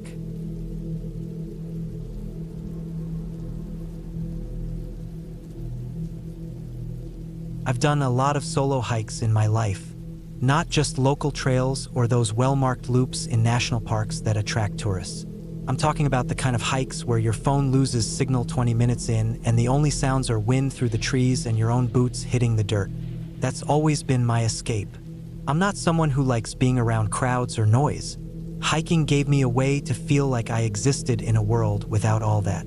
But last summer, on a trip I took out to Wyoming, I learned the hard way that even a quiet forest can turn into a nightmare if you get careless for even a second. The plan was to hike a section of Elk Ridge Trail, spend 2 nights out in the backcountry, and loop back on the 3rd day. I'd mapped it out for weeks before the trip. The main trail was marked on older Forest Service maps, and I'd even found a couple old GPS routes online from other hikers who'd done it. It wasn't extremely popular, but it wasn't completely off-grid either. That made me feel safe enough. I had my 50-liter pack loaded with food, water, a tent, first aid, GPS beacon, printed map, and even backup batteries for my headlamp and GPS. I'd done harder trails than this. I felt ready. The first day went smooth. The trailhead was empty when I arrived early in the morning. I parked my car, checked everything one last time, and started the hike under a clear blue sky. The first few miles were gentle. Mostly open forest with soft pine needles underfoot and the occasional patch of wildflowers. I saw deer a couple times and even a fox that darted away when it saw me coming. The weather stayed nice all day. I took my time, enjoyed the silence, and made camp in a small clearing a few miles past a bend in the river. That night, I slept better than I had in weeks. On the second morning, I packed up early and kept moving. My plan was to follow the main trail to a fork where an older, lesser-used connector split off and looped around back toward the parking area. I wanted to avoid retracing my steps and figured I could cover about 12 miles that day, camp once more, and then hike out the following morning. Somewhere around mile 8 that day, I passed the old wooden trail marker pointing toward the connector. The sign was weathered, barely legible, but it matched what I had on my printed map. The trail was narrower, a little overgrown, but I'd expected that. I checked my GPS just to be sure, then turned off the main trail and headed into thicker forest. That's where things started to change. At first, it was subtle. The trail got steeper, and the brush started closing in more. I figured it just didn't get much foot traffic. After a mile or so, I noticed the trail markers, small painted blazes on trees, started fading out. Some were missing completely. I didn't panic. I'd loaded the GPX file into my handheld unit and it still showed I was on the right path. It curved along the southern slope of a ridge, then dropped into a gully before looping back northwest. I stayed on it for a couple hours, watching the sun start its descent and telling myself I'd set up camp once I hit the next open patch. But that patch never came. The trees got tighter, the trail harder to follow. I started stepping over downed logs and ducking under low branches. The GPS still showed me near the path, but I was spending more time looking at the ground than enjoying the hike. I wasn't making good time anymore. My legs started aching. I stopped to drink and eat, then pushed on, telling myself I just had a mile or two to go before I'd find somewhere to rest. That's when I came across a dry creek bed. It wasn't marked on the map, but the land dipped sharply and the trail more or less disappeared. I thought maybe a rock slide or erosion had washed it out. I climbed down carefully, checking the GPS every few minutes, but the trail didn't reappear on the other side. I walked back and forth for nearly 20 minutes trying to find a sign of the trail. Nothing. The light was fading fast by now, and the shadows in the trees stretched long and deep. I decided to backtrack. I knew roughly where the fork had been. If I returned to that, I could find a better place to camp, maybe even head back the way I came. But even as I turned around, something didn't feel right. I couldn't find the exact spot I'd come down into the creek bed. Everything looked the same. My footprints were gone, probably disturbed by the loose rock and dead leaves. I walked for 10 minutes, then 20, retracing the same stretch again and again, thinking I'd find the trail. I didn't. At that point, I had to admit I was off the path. Really off. My GPS showed I was in the general area of the trail, but not on it. And the thick trees were interfering with the signal. Kept bouncing. I turned in slow circles, trying to line it up. But every time I moved, the distance shifted again. I couldn't tell which direction was right anymore. I didn't want to panic, so I took a deep breath and found a flat area just above the creek bed. I pitched my tent, ate a cold dinner, and tried to rest. I told myself in the morning I'd get my bearings, follow the terrain back toward the ridge, and find the main trail again. But the night wasn't kind. I kept waking up to small sounds outside the tent. Snaps, rustling. I knew it was probably animals, small ones, squirrels or raccoons. But my brain didn't believe that. Every sound made my chest tighten. I kept my knife next to my sleeping bag. I barely slept. By morning, I felt like I hadn't closed my eyes at all. My limbs were stiff. My head throbbed.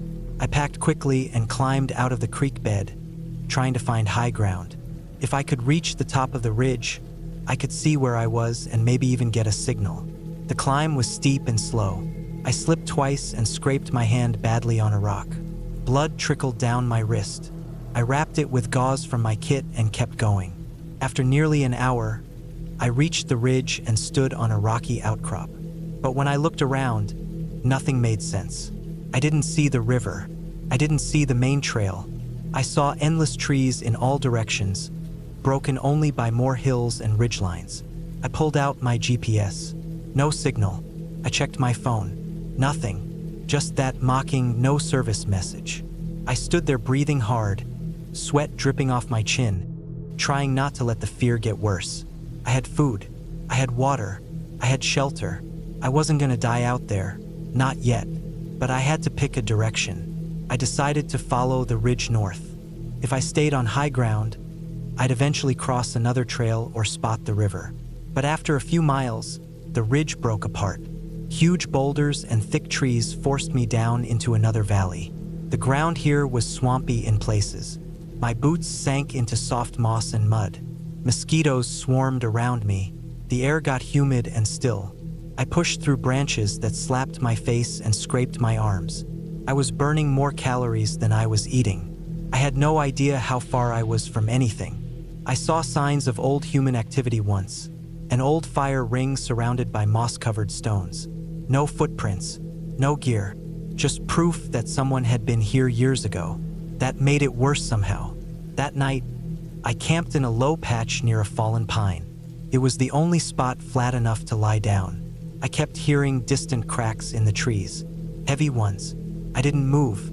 I didn't breathe loud. I just lay in my bag and stared at the roof of the tent, heart pounding. No sleep again.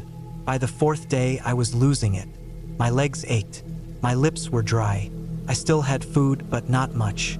The GPS finally pinged briefly and gave me a partial location. I marked it and tried to head west, toward the parking lot, if I'd read it right. But the terrain was fighting me. Deadfall, rocks, steep drops. I had to climb and descend over and over. At one point, I slipped on wet stone and landed hard on my right side. My shoulder exploded in pain. I thought I dislocated it.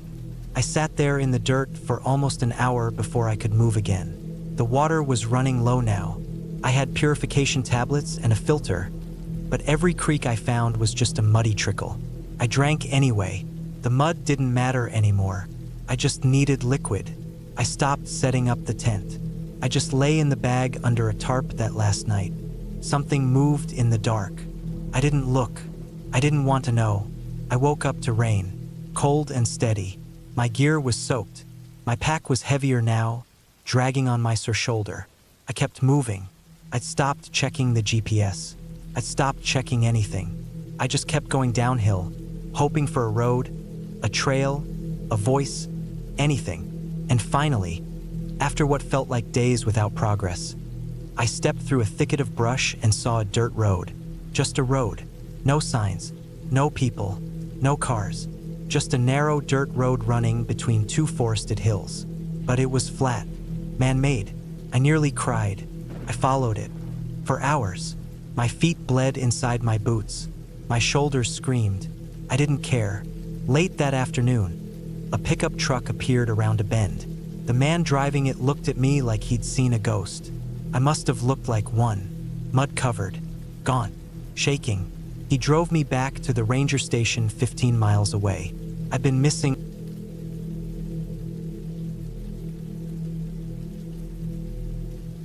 I went on a solo hiking trip last year, deep in the Klamath Mountains of Northern California.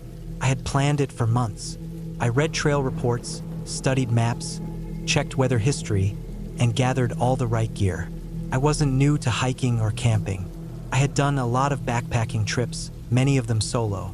But this time I wanted something more remote, more quiet. I was tired of noisy campgrounds and overcrowded trails. I wanted to get away from people completely, to spend a few days in nature, alone. I picked a lesser-known trail network that looped through a rugged part of the mountains, crossing a few high passes and winding through dense forests, open meadows, and a few glacial lakes. The loop was about 45 miles and would take me 4 days to complete. The area didn't get much traffic outside of a few hardcore hikers and hunters. That's exactly what I wanted. Day 1 went exactly as planned. I parked my truck at the small gravel trailhead, slung my pack on, and started walking. The weather was perfect, clear skies, mild temperatures, and no wind. The trail climbed steadily through pine forest and I made good time. By mid-afternoon, I had covered about 12 miles and set up camp near a small creek. I cooked some freeze-dried pasta, filtered water, and went to bed just after dark. I didn't see a single person all day. Day 2 started just as smooth. I broke camp early and continued up into the higher elevations. The trees thinned out, and I started getting some amazing views of the surrounding ridges. The trail became steeper and rockier as it climbed toward a pass. I crossed it around noon, stopped for a long break, then descended into a wide, grassy valley. It was completely silent out there. No birds, no wind, nothing.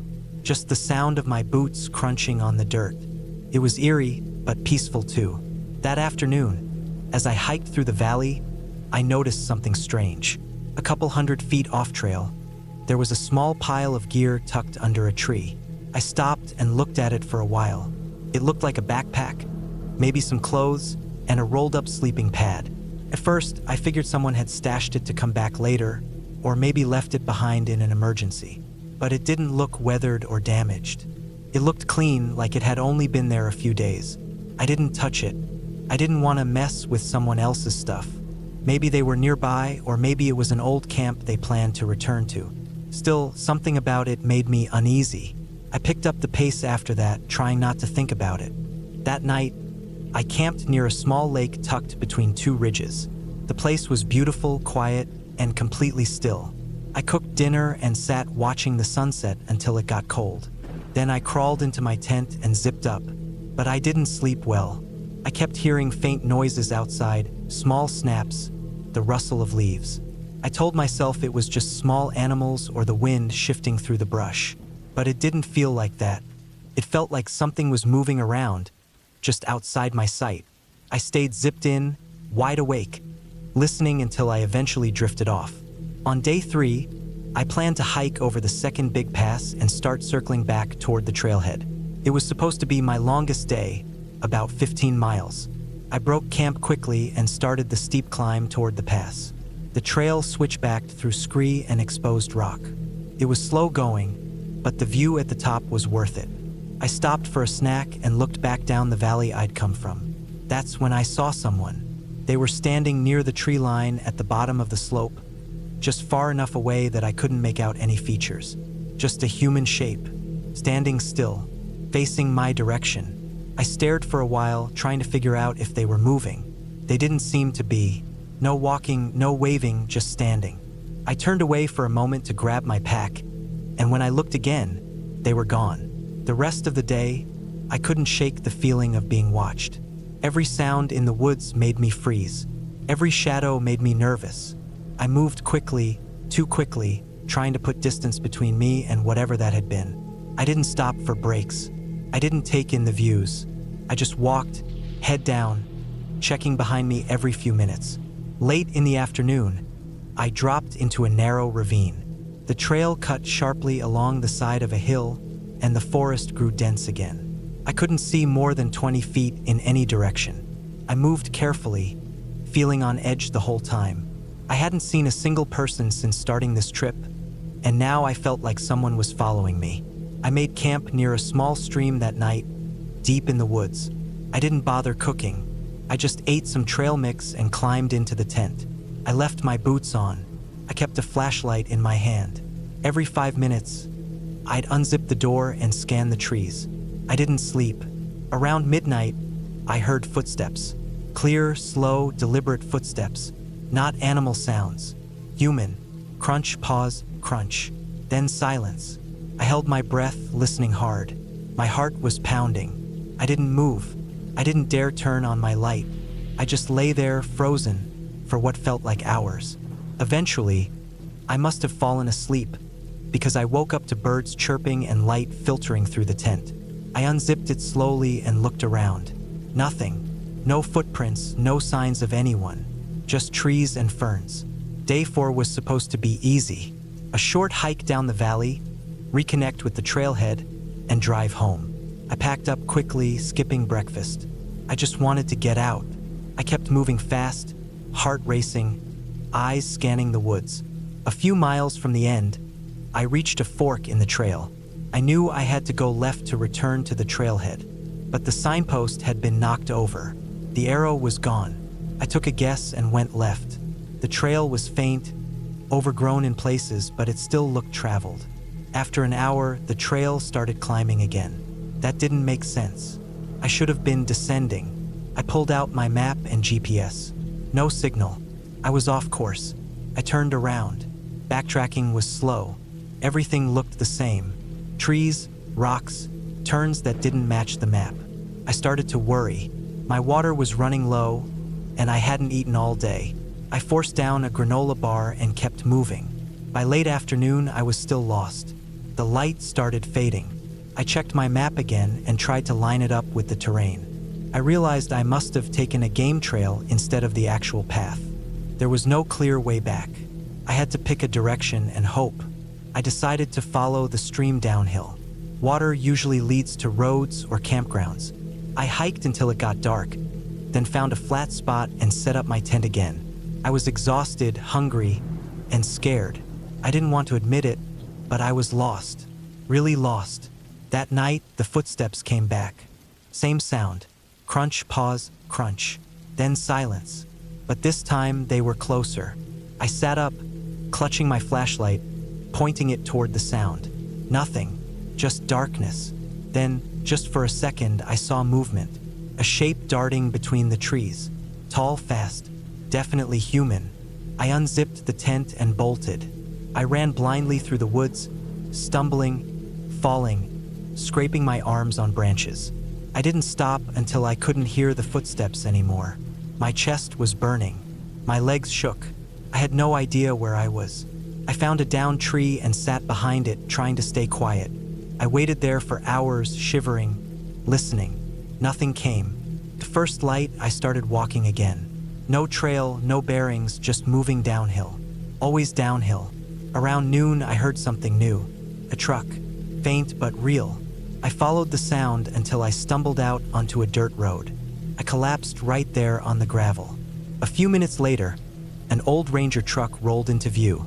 The driver jumped out, helped me into the cab, gave me water, and called it in. I didn't explain everything, just said I got lost.